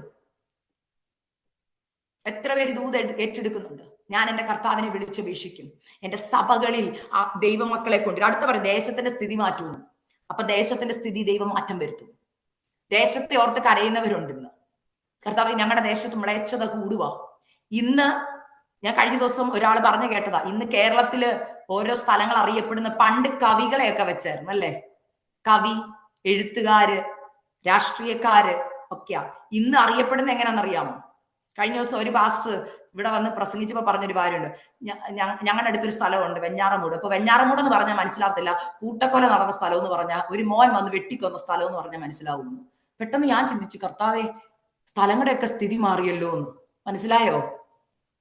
പണ്ട് കവികളുടെ, ഞാൻ പറഞ്ഞ മനസ്സിലായി നിങ്ങൾക്ക്, കവികള്, രാഷ്ട്രീയക്കാരുടെ ഒക്കെ പേരിൽ അറിയപ്പെടുന്ന സ്ഥലങ്ങളൊക്കെ ഇപ്പൊ കൊലപാതകത്തിന്റെ പേരിലാണ് കേരളത്തിൽ അറിയപ്പെടുന്നത്. അമ്മയെ കോടാലി കൊണ്ട് വെട്ടിയ സ്ഥലം, അപ്പനെ കോടാലി കൊണ്ട് മോൻ വെട്ടിക്കൊന്ന സ്ഥലം, ഇങ്ങനെയൊക്കെയാ സ്ഥലങ്ങൾ അറിയപ്പെടുന്നത്. സ്ഥിതി മാറണോ സ്ഥലത്തിന്റെ? നിങ്ങളുടെ ദേശത്തിന്റെ സ്ഥിതി മാറണ്ടേ? മാറണം. എന്ത് ചെയ്യണം? കർത്താവിനെ വിളിച്ചപേക്ഷിക്കണം. ദേശത്തിന് വേണ്ടി ഇടിവിൽ നിൽക്കാൻ ദൈവം ആൾക്കാരോട് ചോദിക്കുക. നിങ്ങളുടെ ദേശത്ത് നിങ്ങൾ ഇടിവിൽ നിൽക്കണം. ഈ ദേശത്തിന് വേണ്ടി ഞാൻ ഇടിവിൽ നിൽക്കണം. നിങ്ങളായിരിക്കുന്ന ദേശത്തിന് വേണ്ടി നിങ്ങൾ ഇടിവിൽ നിൽക്കണം. പകരം ചുറ്റുനിന്ന് നമ്മൾ വിധിക്കും, ഇതെന്താ ഇവരിങ്ങനെ, ഇതെന്താ അവരിങ്ങനെ. കർത്താവ് ചോദിക്കുക, നീ എന്താ ഇങ്ങനെ, നീ എന്താ പ്രാർത്ഥിക്കാത്തെന്ന് ചോദിച്ചാൽ ഉത്തരവുണ്ടോ? നമ്മുടെ ദൈവസഭ ആ ദേശത്തുണ്ടെങ്കിൽ നമ്മുടെ ദൈവസഭയുടെ ഉത്തരവാദിത്വം ആ ദേശത്തിന് വേണ്ടി പ്രാർത്ഥിക്കാന്നുള്ളത്. ഇന്ന് നമ്മുടെ ദൈവസഭക്കുള്ളിലെ വിഷയങ്ങൾ എന്താണെന്നറിയാമോ? നമ്മുടെ ദൈവസഭയിലെ ആൾക്കാർ ഗൾഫിൽ പോകണം, അമേരിക്കയിൽ പോകണം, കാനഡയിൽ പോകണം, മക്കളുടെ കല്യാണം നടക്കണം. ഇതാണ് ദൈവസഭകളിലെ ഇന്നത്തെ വിഷയങ്ങൾ. പണ്ട് അങ്ങനല്ലായിരുന്നു. ദേശത്തിന് വേണ്ടി ഉപവാസം ഉണ്ടായിരുന്നു, ദേശത്തിന് വേണ്ടി പ്രാർത്ഥിക്കുന്നവരുണ്ടായിരുന്നു. ഇന്ന് അതൊക്കെ കുറഞ്ഞു. ദൈവമക്കളെ, മാനസാന്തരപ്പെട്ട് മടങ്ങി വരേണ്ട സമയമാണ് ഇന്ന്. ഹല്ലേലൂയ. അടുത്ത പോയിന്റ് കൂടെ പെട്ടെന്ന് ഞാൻ പറഞ്ഞു നിർത്തുക. ആടുകളെ, എട്ടാമത്തെ പോയിന്റ്, അതിന്റെ 12ന്റെ അവസാനം, ആടുകളെ കിടത്തുന്ന ഇടയന്മാർക്ക് ഇനി മേച്ചിൽപ്പുറം ഉണ്ടാകും. ചോദിച്ചാൽ ഉത്തരം ഉണ്ടെന്ന് ദൈവദാസന്മാർക്ക്. എന്തുവാ? മിഷൻ വർക്കിന് സ്ഥലം ചോദിക്കുന്ന ആൾക്കാരുണ്ട്. കർത്താവ്, ഞാൻ എവിടെയാ പ്രവർത്തനം തുടങ്ങേണ്ടത്? കർത്താവ് പറയാം, മേച്ചിൽപ്പുറങ്ങൾ ഉണ്ടാകും. ചില ഏരിയകളെ ദൈവാത്മാവ് നിങ്ങൾക്ക് കാണിച്ചു തരും. എവിടെ പ്രവർത്തനം തുടങ്ങണം, എങ്ങനെ തുടങ്ങണമെന്ന് നിങ്ങൾ ദൈവത്തോട് യാചിക്കുമ്പോൾ കർത്താവ് പറയാ, ഞാൻ നിനക്ക് ഉത്തരം അരുളാം. ഇതുവരെ ആരും പ്രവർത്തിക്കാത്തതും ഇതുവരെ ആർക്കും ചെന്ന് ചേരാൻ പറ്റാത്തതുമായ ദേശങ്ങളെ ഞാൻ നിനക്ക് കാണിച്ചു തരാം. ആടുകളെ മേയ്ക്കേണ്ടതിന് ഇടയന്മാർക്ക് ഇനി മേച്ചിൽപ്പുറം ഉണ്ടാകും. സഭകൾ ഉണ്ടാകും. ചർച്ചസിന്റെ ബിൽഡിംഗ് എല്ലാം ദൈവം നൽകി തരും. ചെയ്യേണ്ടത് എന്നെ വിളിച്ചപേക്ഷിക്കാം. ഇന്ന് പലപ്പോഴും ചെയ്യുന്ന എന്താ? നോട്ടീസ് ഇട്ട് പല സഭകളിലേക്ക് അയക്കും, ഞങ്ങളെ ഒന്ന് സ്പോൺസർ ചെയ്യൂ. സ്പോൺസർഷിപ്പ്. ഞാൻ ചോദിക്കും, നമ്മളെ പണ്ടത്തെയൊക്കെ അപ്പച്ചന്മാര് പ്രവർത്തനം ചെയ്ത് എങ്ങനെയാണെന്നറിയോ? കരഞ്ഞു ഉപവസിച്ചു പ്രവർത്തനങ്ങൾ. അന്നത്തെ പ്രവർത്തനങ്ങൾ വളർന്നു. ഇന്ന് എന്തുകൊണ്ട് സഭകൾ പൂട്ടുക? ഇവിടെയൊക്കെ എത്ര ചർച്ചസ് ആണെന്നറിയാമോ? ഞാനിത് പറയുമ്പോൾ ദൈവമക്കൾ ഓർക്കണം, നമ്മുടെ ഇന്ത്യയുടെ അവസ്ഥകൾ അങ്ങനെ ആയിക്കൊണ്ടിരിക്കുക അല്ലെ. മധ്യപ്രദേശിലൊക്കെ സഭകൾ പൂട്ടി എന്താ പറഞ്ഞ കത്തിച്ചു കളയുന്നു, ചിലര് പൂട്ടാൻ നിയമങ്ങൾ കൊണ്ടുവരും. ഇതൊക്കെ വരുമ്പോൾ ഓർത്തോണം, നമ്മുടെ മേച്ചിൽപ്പുറങ്ങൾ ശത്രു ബന്ധിക്കാൻ നോക്കുമ്പോൾ അതേ സമയം അപ്പുറ ചില മേച്ചിൽപ്പുറങ്ങളുടെ വഴികൾ ദൈവം നമുക്ക് വേണ്ടി തുറക്കേണ്ടതിന്, അല്ലെങ്കിൽ ആരാധനാലയങ്ങൾ തുറക്കപ്പെടേണ്ടതിന്, ദൈവമക്കൾ മടങ്ങി വരേണ്ടതിന് നമ്മൾക്ക് ദൈവസന്നിധിയിൽ അപേക്ഷിക്കണം. പെട്ടെന്ന് ഞാൻ പറഞ്ഞു പോവുക. അടുത്ത പറയുന്നത് 17-ാം വാക്യം. ഇസ്രായേൽ ഗ്രഹത്തിന്റെ സിംഹാസനത്തിൽ ഇരിപ്പാൻ ദാവീദിന് ഒരു പുരുഷൻ ഇല്ലാതെ വരികയില്ല. അതായത് അടുത്തൊരു കാര്യം ഞാൻ പറയുക പെട്ടെന്ന്, അടുത്തൊരു പ്രാർത്ഥനാ വിഷയം. തലമുറകൾ, അടുത്തൊരു തലമുറ എഴുന്നേൽക്കണമെന്ന് പ്രാർത്ഥിക്കുന്ന ചില മാതാക്കളുണ്ട് ഇവിടെ. തലമുറയ്ക്ക് വേണ്ടി ദൈവം പറയാ, അടുത്ത സ്ഥാനത്തേക്ക് ഇരിക്കാൻ ഒരിക്കലും ഇവിടെ പറയാം, ദാവീദിന്റെ സിംഹാസനത്തിൽ ഇരിക്കാൻ അടുത്ത ഒരു പുരുഷൻ ഇല്ലാതിരിക്കില്ലെന്ന്. എന്ന് വെച്ചാൽ എന്താ? അടുത്തതിനെ ഞാൻ തരും, ഞാൻ നിനക്ക് കൊണ്ട് തരും അടുത്ത തലമുറയെ. എന്ത് ചെയ്യണം? എന്നെ വിളിച്ചപേക്ഷിക്കണം. ദൈവമക്കളെ, ഞാൻ തുറന്നു പറയുക, നിങ്ങൾക്കൊന്നും എന്നോട് തോന്നരുത്. അടുത്ത തലമുറ എഴുന്നേൽക്കണമെങ്കിൽ ഈ ജനറേഷനിലെ മാതാക്കളും പിതാക്കളും കരയുക തന്നെ വേണം. അതുപോലെ എന്റെ 3ാമത്തെ പ്രഗ്നൻസി ദൈവം എന്നോട് പറഞ്ഞൊരു വെളിപ്പാടുണ്ട്. അത് ഞാൻ പബ്ലിക്കലി നിങ്ങളോട് പറയുക. ഇനിയുള്ള കാലങ്ങളിൽ നിങ്ങൾ ശ്രദ്ധിച്ചിട്ടുണ്ടാവും, സിബി പാസ്റ്റർക്ക് അറിയായിരിക്കും, ഒത്തിരി പ്രാർത്ഥനാ വിഷയങ്ങൾ ലഭിക്കുന്നതുകൊണ്ട് നിങ്ങൾക്ക് മനസ്സിലാവും. ഒരുപാട് കുഞ്ഞുങ്ങൾ ഇപ്പോൾ പല പ്രശ്നമായിട്ട് വന്നിട്ട് പറയുന്നുണ്ട്, ഞങ്ങൾക്ക് കുഞ്ഞുങ്ങൾ ഉണ്ടാവുന്നില്ലെന്ന്. ഇപ്പൊ ഒത്തിരി പേര് വരുന്നുണ്ട് അല്ലെ, കല്യാണം കഴിഞ്ഞ് കുഞ്ഞുങ്ങളില്ലാത്തവരുടെ എണ്ണം കൂടിക്കൊണ്ടിരിക്കുക. റീസൺ എന്താന്ന് ഞാൻ പറയാം. പരിശുദ്ധാത്മാവ് എന്നോട് പറഞ്ഞത് എന്റെ പ്രഗ്നൻസിയിൽ ഇനി ഉണ്ടാകാൻ പോകുന്ന തലമുറ ഏത് ജനറേഷൻ ജനിക്കേണ്ടവരാണെന്നറിയോ? ഈ കാലഘട്ടത്തിന് വേണ്ടി ദൈവം എഴുന്നേൽപ്പിക്കുന്ന അഭിഷക്തന്മാരാണ്. ഇതുപോലൊരു സമയം വന്നിട്ടുണ്ട്. സാറയുടെ കാലത്തും ഹന്നായുടെ കാലത്തും ഒക്കെ എന്തുവാ, എല്ലാവർക്കും കുഞ്ഞുങ്ങൾ ഉണ്ടാവും, ഇവർക്ക് കുഞ്ഞുങ്ങൾ ഉണ്ടാവുന്നില്ല. കാരണം എന്തെന്ന് ചോദിച്ചു കഴിഞ്ഞാൽ, ആ അമ്മമാര് കരഞ്ഞാലേ വാക്തത്ത തലമുറകൾ പുറത്തു വരത്തുള്ളൂ. നിങ്ങളുടെ കുഞ്ഞുങ്ങൾക്ക് മക്കളില്ലാതെ ഭാരപ്പെടുന്നുണ്ടെങ്കിൽ ഓർത്തോ, അടുത്ത അഭിഷക്ത തലമുറകളെ വഹിക്കേണ്ടതിന് ആ മാതാക്കളെ ദൈവം ചൂസ് ചെയ്യാൻ പോകും. അതിന് എന്ത് ചെയ്യണമെന്നറിയോ? ആ പെൺകുഞ്ഞുങ്ങൾ ദൈവസന്നിധിയിൽ കരഞ്ഞു മേടിക്കണം. ഓരോ തലമുറയും ഈസി ആയിട്ട് കിട്ടുമ്പോൾ നമുക്ക് പലതും അറിയത്തില്ല. പക്ഷെ വാക്തത്ത തലമുറകൾ വെറുതെ പുറത്തു വരത്തില്ല. ഞാൻ എന്റെ ജീവിതാനുഭവത്തിൽ നിന്നാണ് പറയുന്നത്. എന്റെ ആദ്യത്തെ 2 പ്രഗ്നൻസിൽ ഒരു കുഴപ്പമില്ല, എല്ലാം കൂളായിട്ട് പോയി. എന്നാൽ 3ാമത്തെ കുഞ്ഞ് വന്നപ്പോൾ കർത്താവ് എന്നോട് ഓൾറെഡി കുഞ്ഞിനെ പ്രഗ്നന്റ് ആവുന്നതിന് മുമ്പേ പരിശുദ്ധാത്മാവ് എന്നോട് പറഞ്ഞൊരു കാര്യമുണ്ട്, ഞാൻ നിനക്ക് 3ാമതൊരു കുഞ്ഞിനെ തരുമെന്ന്. അപ്പൊ എനിക്കത് ഞാൻ ഓർത്താ, സാധാരണ 2 എണ്ണത്തിന് ഒരു കുഴപ്പമില്ലാതെ ഇതും പോകുന്ന. എന്നാൽ പിന്നെയാണ് എനിക്ക് മനസ്സിലായത്, അല്ല, ഇത് വില കൊടുത്ത് തന്നെ നേടേണ്ടതാണ്. പ്രഗ്നൻസിയുടെ 1ാമത്തെ ദിവസം മുതൽ പ്രസവിക്കുന്ന അന്ന് വരെയും കരഞ്ഞും ഉപവസിച്ചുമാണ് ആ കുഞ്ഞിനെ കൈ കിട്ടിയത്. കുഞ്ഞിനെ കൈ കിട്ടിയപ്പോ എനിക്കൊരു കാര്യം മനസ്സിലായി, ഈ തലമുറ ഒരു സ്പെഷ്യൽ ചൈൽഡ് ആണെന്ന്. അതുകൊണ്ടാണ് ഞാൻ പറഞ്ഞത്, അടുത്ത വാക്തത്ത തലമുറകൾ പുറത്തു വരണം നിങ്ങൾ ആഗ്രഹിക്കുന്നുണ്ടെങ്കിൽ ഓർത്തോ, വില കൊടുക്കുന്ന മാതാക്കൾക്ക് അടുത്ത വാക്തത്ത തലമുറയെ കൊടുക്കത്തുള്ളൂ. ഹന്ന വില കൊടുത്ത് മേടിച്ചതാ ശമൂവേലിനെ. സാധാ ഒരു തലമുറയല്ല ശമൂവേല്. സാറ വില കൊടുത്ത് മേടിച്ചത് ഇസഹാക്കിനെ. ഒരു രാജ്യത്തിന്റെ പിതാവാക്കിയതിനെ മാറ്റി അല്ലെ. അബ്രഹാമിന്റെ വാക്തത്ത തലമുറയായി ഇസഹാക്ക്. അടുത്ത ഓരോ തലമുറകളെ നോക്കി. എലിസബത്ത് വില കൊടുത്ത് മേടിച്ചതാ യോഹന്നാൻ സ്നാപകനെ. മറിയ വില കൊടുത്ത് മേടിച്ചതാ. എങ്ങനെയാ? അവൾ അവളുടെ ജീവിതം കാത്തു സൂക്ഷിച്ചു. അവളോട് പറഞ്ഞ വാക്തത്വത്തെ അവൾ മുറുകെ പിടിച്ചു. അങ്ങനെ മേടിച്ച ഒരു ജനറേഷനെയാണ് ഇനിയുള്ള കാലത്ത് ദൈവം ആഗ്രഹിക്കുന്നത്. എന്നെ കേൾക്കുന്ന യങ് വുമൺസിനോട് ഞാൻ പറയുക, നിങ്ങൾക്ക് തലമുറകൾ വേണോ? ഇന്നു മുതൽ നിങ്ങളുടെ ഉദരത്തെ കൈവച്ച് പറയണം, എനിക്ക് തരുന്നത് ഒരു വാക്തത്ത സന്തതി ആയിരിക്കണം. ആ വാക്തത്ത സന്തതി ഇന്നത്തെ ജനറേഷനെ കർത്താവിലേക്ക് തിരിക്കുന്ന, അഭിഷേകം ക്യാരി ചെയ്യുന്ന ഒരു തലമുറ എനിക്ക് തരണേന്ന് പ്രാർത്ഥിക്കണം. അല്ലാതെ എനിക്കൊരു കുഞ്ഞിനെ തരണേ, എനിക്കൊരു ആൺകുഞ്ഞിനെ തരണേ, എനിക്കൊരു പെൺകുഞ്ഞിനെ തരണമേ, അവനെ ഡോക്ടർ ആക്കണം, എഞ്ചിനീയർ ആക്കണം എന്നുള്ളതാ. ഇനിയുള്ള തലമുറകളെ നിങ്ങൾ പ്രാർത്ഥിച്ചു മേടിക്കണമെങ്കിൽ ഉദരത്തെ കൈവച്ച് അപ്പച്ചമാരെ അമ്മച്ചിമാരെ നിങ്ങളുടെ മക്കളോട് പറഞ്ഞു കൊടുക്കണം. മക്കൾ ഉണ്ടാവാതിരിക്കുന്നവരോട് പറഞ്ഞു കൊടുക്കണം. ഈ ശത്രു എന്തിന് ഗർഭങ്ങളെ അടയ്ക്കുന്നതെന്ന് ചോദിച്ചാൽ, ഇനി എഴുന്നേക്കുന്ന ജനറേഷൻ, ഈ ജനറേഷനിൽ ശുശ്രൂഷ ചെയ്യുന്ന അഭിഷക്തന്മാരായി ഇനി എഴുന്നേക്കാൻ പോകുന്നത്. അല്ലെങ്കിൽ അഭിഷേകം ക്യാരി ചെയ്യുന്ന ഒരു തലമുറ എഴുന്നേക്കാൻ പോകുന്നത്. അത് വെറുതെ കിട്ടത്തില്ല, വില കൊടുത്തു മേടിക്കണം. ഉപവസിച്ചും പ്രാർത്ഥിച്ചും മേടിക്കണം. ട്രീറ്റ്മെന്റ് കൊണ്ട് കുഞ്ഞുങ്ങൾ ഉണ്ടാകും, പക്ഷെ അഭിഷക്തന്മാരാണോന്നില്ല. എന്നാൽ അമ്മമാര് പ്രഗ്നൻസിയിൽ ആത്മാവിൽ പ്രാർത്ഥിച്ചാൽ, ആത്മാവിൽ ആരാധിച്ചാൽ, ആത്മാവിൽ നയിക്കപ്പെട്ടാൽ, പരിശുദ്ധാത്മാവിനാൽ നയിക്കപ്പെട്ടാൽ ഉദരത്തിൽ കിടക്കുന്ന കുഞ്ഞിന്റെ മേലെ ദൈവിക അഭിഷേകം അമ്മയിൽ നിന്ന് വ്യാപരിക്കും. ആ കുഞ്ഞ് പുറത്തു വരുമ്പോൾ അസാധാരണമായ ദൈവശക്തി ക്യാരി ചെയ്യുന്ന തലമുറകളായിട്ട് അവർ മാറും. ഇത് എന്റെ അനുഭവത്തിൽ നിന്നാ പറയുന്നത്, തമാശയല്ല ദൈവമക്കളെ. സമയം മുന്നോട്ട് പോകുന്നുണ്ട്, ഞാൻ ഇവിടെ നിർത്തുക. നിങ്ങളെല്ലാവരും ഈ ദിവസങ്ങളിൽ പ്രാർത്ഥിക്കുമ്പോൾ അടുത്ത തലമുറയ്ക്ക് വേണ്ടി അങ്ങനെയാണ് പ്രാർത്ഥിക്കേണ്ടത്. ഹല്ലേലൂയ. അതിന്റെ താഴോട്ടുണ്ട് വചനങ്ങൾ. എന്നാൽ ഞാൻ വീണ്ടും പറയുക, ഈ നിങ്ങൾ ഇപ്പൊ പറഞ്ഞ വിഷയങ്ങൾ, വിവാഹം, അടുത്ത തലമുറയില്ലാതെ ഭാരപ്പെടുന്നവർ, പ്രവാസത്തിലായിരിക്കുന്ന, ശത്രുവിന്റെ അടിമത്തത്തിലായിരിക്കുന്ന തലമുറകളും ഭർത്താക്കന്മാരും ആരും ആയിക്കൊള്ളട്ടെ, ഇവരെ എല്ലാം കർത്താവ് പറയാ രോഗശാന്തി, ഇതെല്ലാം ആൻസേഴ്സ് ഈ അധ്യായത്തിലുണ്ട്. നിങ്ങൾ സമയം എടുത്ത് വായിച്ചാൽ മതി. പക്ഷെ ഇതിന്റെ ഒറ്റ കണ്ടീഷനെ മേളി പറഞ്ഞിട്ടുള്ളൂ. കണ്ടീഷൻ കൊടുത്തിട്ട് താഴോട്ട് അതിന്റെ ഉത്തരം പറഞ്ഞേക്കുന്നത്. ഇത് ഇസ്രായേലിനോടൊക്കെ പറഞ്ഞ നിങ്ങൾ അതിന്റെ കോണ്ടസ്റ്റ് ഒക്കെ പറയുന്നത് നിങ്ങൾക്ക് മനസ്സിലാവും. പക്ഷെ എന്നോട് ദൈവം ഈ വചനത്തിൽ നിന്ന് എന്നോട് വ്യക്തിപരമായി സംസാരിച്ചത് ഇങ്ങനെ, അതാ ഞാൻ നിങ്ങളോട് പറയുന്നത്. ഇതിന്റെ യഥാർത്ഥ ചരിത്രങ്ങളിലേക്കൊന്നും ഞാൻ കടക്കുന്നില്ല. പക്ഷെ എന്നോട് കർത്താവ് സംസാരിച്ചത് ഇതാ, മോളെ, നിങ്ങൾക്കും ഈ അവകാശങ്ങൾ, ഇസ്രായേലിനോട് പറഞ്ഞ അതേ അവകാശം, യഹൂദരോട് പറഞ്ഞ അതേ അവകാശം നിങ്ങൾക്കും ഉള്ളതാ. എന്തവാ? നീ എന്നെ വിളിച്ചപേക്ഷിക്ക്, ഞാൻ നിനക്ക് ഉത്തരം വരളാം. എന്തൊക്കെയുണ്ടെന്ന് ഞാൻ പറഞ്ഞല്ലോ. രോഗശാന്തി, പ്രവാസത്തിലുള്ളവരെ മടക്കി വരുത്തും. പിന്നെ പറഞ്ഞെന്തുവാ? നമ്മള് നിന്ദിക്കപ്പെട്ട അപമാനിക്കപ്പെട്ട ദേശത്ത് ആനന്ദവും മഹത്വവുമാക്കി ദൈവം വരുത്തും. പിന്നെ ഞാൻ പറഞ്ഞല്ലോ, ആ മണവാളന്റെ സ്വരം, മണവാട്ടിയുടെ ആനന്ദഘോഷം, വിവാഹത്തെ കുറിച്ച് ഭാരപ്പെടുന്നവർ. അടുത്ത ഞാൻ പറഞ്ഞു, കോവിഡ് ആലയത്തിൽ സ്തോത്രം ഉയരും. മേച്ചിൽ ദൈവസന്നിധിയിൽ ശുശ്രൂഷയ്ക്ക് വേണ്ടി പ്രാർത്ഥിക്കുന്ന ദൈവദാസന്മാരോട് പറയും, ചില മേച്ചിൽ പുറങ്ങളെ ഞാൻ നിങ്ങൾക്ക് വേണ്ടി ഒരുക്കും. മനുഷ്യരോട് വിളിച്ചല്ല ചോദിക്കേണ്ടത്. ഹല്ലേലൂയ. എനിക്കൊരു മീറ്റിങ്ങിന് അവസരം തരുമോ എന്നല്ല, എനിക്കൊരു അവസരങ്ങളെ നൽകണമോ എന്നല്ല, അല്ലെങ്കിൽ ഒരു ചർച്ച തുറന്നു തരുമോ എന്നല്ല. പകരം ദൈവസന്നിധിയിൽ പ്രാർത്ഥിക്കുമ്പോൾ ദൈവം ഇങ്ങോട്ട് ആൾക്കാരെ കൊണ്ടുവന്നിട്ട് പറയും, ഞാൻ നിനക്ക് വേണ്ടി ഒരു വഴി തുറക്കാമെന്ന് പറയും. ജീവിതത്തിൽ അങ്ങനത്തെ ഉത്തരങ്ങൾ ലഭിച്ചാലുള്ള ഗുണം എന്നറിയാമോ? ആർക്കും മഹത്വം മനുഷ്യർക്ക് പോകത്തില്ല, പകരം മഹത്വം മുഴുവൻ ദൈവത്തിന് കിട്ടും. അതാ ദൈവം ആഗ്രഹിക്കുന്നത്. അല്ലാതെ ഇന്ന് ഞാൻ പലപ്പോഴും പറയുന്നത്, ഞാൻ ഇതും കൂടെ പറഞ്ഞ് ഈ പോയിന്റ് കൂടെ പറഞ്ഞു നിർത്തുക. ഇന്ന് ഞാൻ പല ആൾക്കാരോട് സംസാരിക്കുമ്പോൾ അവർ ടെസ്റ്റിമണി പറയുമ്പോൾ പോലും ഞാൻ കേട്ടിട്ടുണ്ട്. കഴിഞ്ഞ ദിവസം ഒരു കൊച്ചു എന്നെ വിളിച്ചിട്ട് പറഞ്ഞു, പല ട്രീറ്റ്മെന്റും ചെയ്ത് ഇപ്പൊ പ്രഗ്നന്റ് ആണ്. അപ്പൊ എന്നോട് പറഞ്ഞൊരു കാര്യമുണ്ട്, ചേച്ചി പ്രാർത്ഥിച്ച് ദൈവം തന്ന കുഞ്ഞാ. എന്നിട്ട് പെട്ടെന്ന് എന്നോട് പറഞ്ഞൊരു വാക്കുണ്ട്, അത് എന്നെ ഭയങ്കരമായിട്ട് ചിന്തിപ്പിച്ചു. ഞാനത് കറക്റ്റ് ചെയ്ത് കൊടുത്താ മോക്ക്. എന്നോട് പറയാ, പ്രാർത്ഥിച്ചു കിട്ടിയ കുഞ്ഞാ, ട്രീറ്റ്മെന്റ് വഴി കിട്ടിയതാ.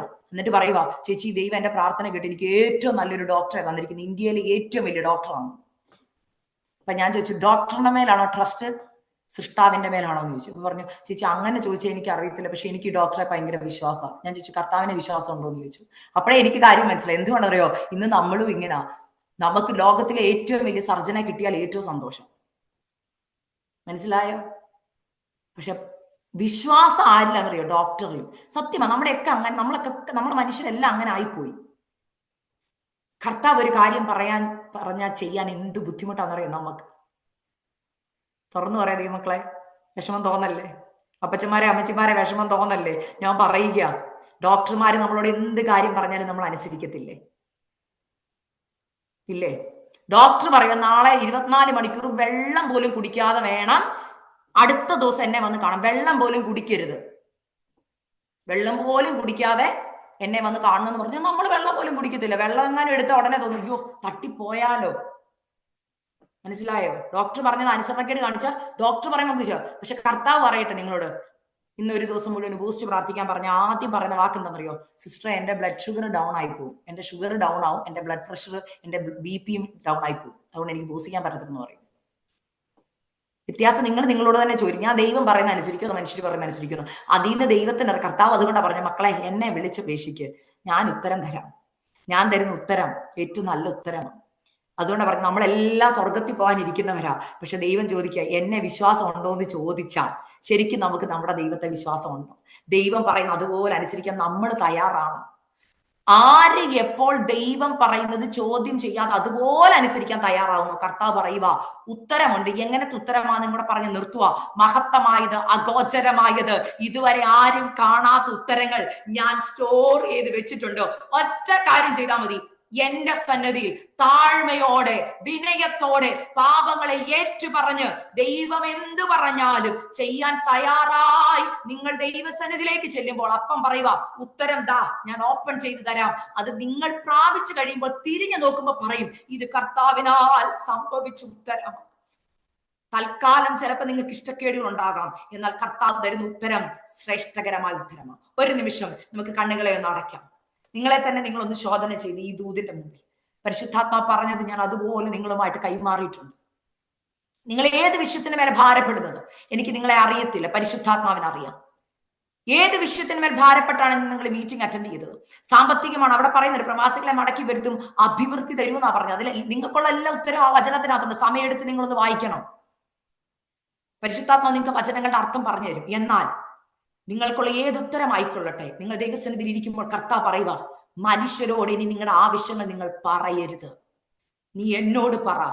എന്റെ സന്നിധിയിൽ സമയങ്ങളെ വേർതിരിക്ക്, എന്നോട് അപേക്ഷിക്ക്, ഞാൻ നിനക്ക് ഉത്തരം അരുളാം. എങ്ങനത്തെ ഉത്തരമാ? നീ അറിയാത്തതും മഹത്വമായതും അഗോചരമായുള്ളത് ഞാൻ വെളിപ്പെടുത്തി തരും. അത് വെളിപ്പെടുത്തി തന്നാൽ ദൈവത്തിന് മുഴുവനും മഹത്വം കിട്ടും. സാക്ഷ്യം പറയുമ്പോൾ ദൈവത്തിന് മഹത്വം കിട്ടും. ഹല്ലേലൂയ. ഇതിലൊക്കെ ഉപരി നിങ്ങൾ ഓർക്കേണ്ട കാര്യം, നിങ്ങളുടെ ഏത് പ്രാർത്ഥനാ വിഷയത്തിന് ദൈവം മറുപടി തരുമ്പോഴും ദൈവം ആ മറുപടി കൂടി ആദ്യം ചിന്തിക്കുന്നത്, ഈ കിട്ടുന്ന ഉത്തരം നിങ്ങളെ നിത്യതയിൽ എത്തിക്കുമോ? നിത്യതയിൽ എത്തിക്കാത്ത ഒരു ഉത്തരവും നിങ്ങൾക്ക് ദൈവം തരത്തില്ല. അതും കൂടെ ഞാൻ പറയുക. നിങ്ങൾ പ്രാർത്ഥിക്കുന്ന എല്ലാ വിഷയത്തിനും ദൈവം ഉത്തരം തരും. പക്ഷെ നിത്യതയ്ക്ക് ആ ഉത്തരം തടസ്സമാണെങ്കിൽ ദൈവം ആ ഉത്തരം തരത്തില്ല. പൗലോസിന് രോഗസൗഖ്യം കൊടുത്തോ? കൊടുത്തില്ല. കാരണം അത് കൊടുത്താൽ ചിലപ്പോൾ നിഗളിച്ചാൽ പൗലോസിന് നിത്യത നഷ്ടപ്പെടുമെന്നറിയാം. അതുകൊണ്ട് കർത്താവ് പറയാം, നിന്നെ ഗളിച്ചു പോകാതിരിക്കേണ്ടതിനാണ് ഈ ശൂലം നിനക്ക് വെച്ചിരിക്കുന്നത്. ആകയാൽ ചില ഉത്തരങ്ങൾ ലഭിക്കാതിരിക്കുമ്പോൾ അതിൽ കൂടെ കടന്നു പോകാനുള്ള കൃപയും ദൈവം തരും. പക്ഷേ നിത്യത നഷ്ടമാക്കിയുള്ള ഒരു ലോകത്തിന്റെ ആൻസേഴ്സും നമുക്ക് വേണ്ട. നിത്യത പോകുന്നതാണോ ഇമ്പോർട്ടന്റ്, അതോ ഇവിടെ പ്രാർത്ഥിച്ച മറുപടിക്കാണോ? ആകയാൽ കർത്താവിനോട് പ്രാർത്ഥിക്കുക. കർത്താവ് ഉത്തരമരുളും. ഈ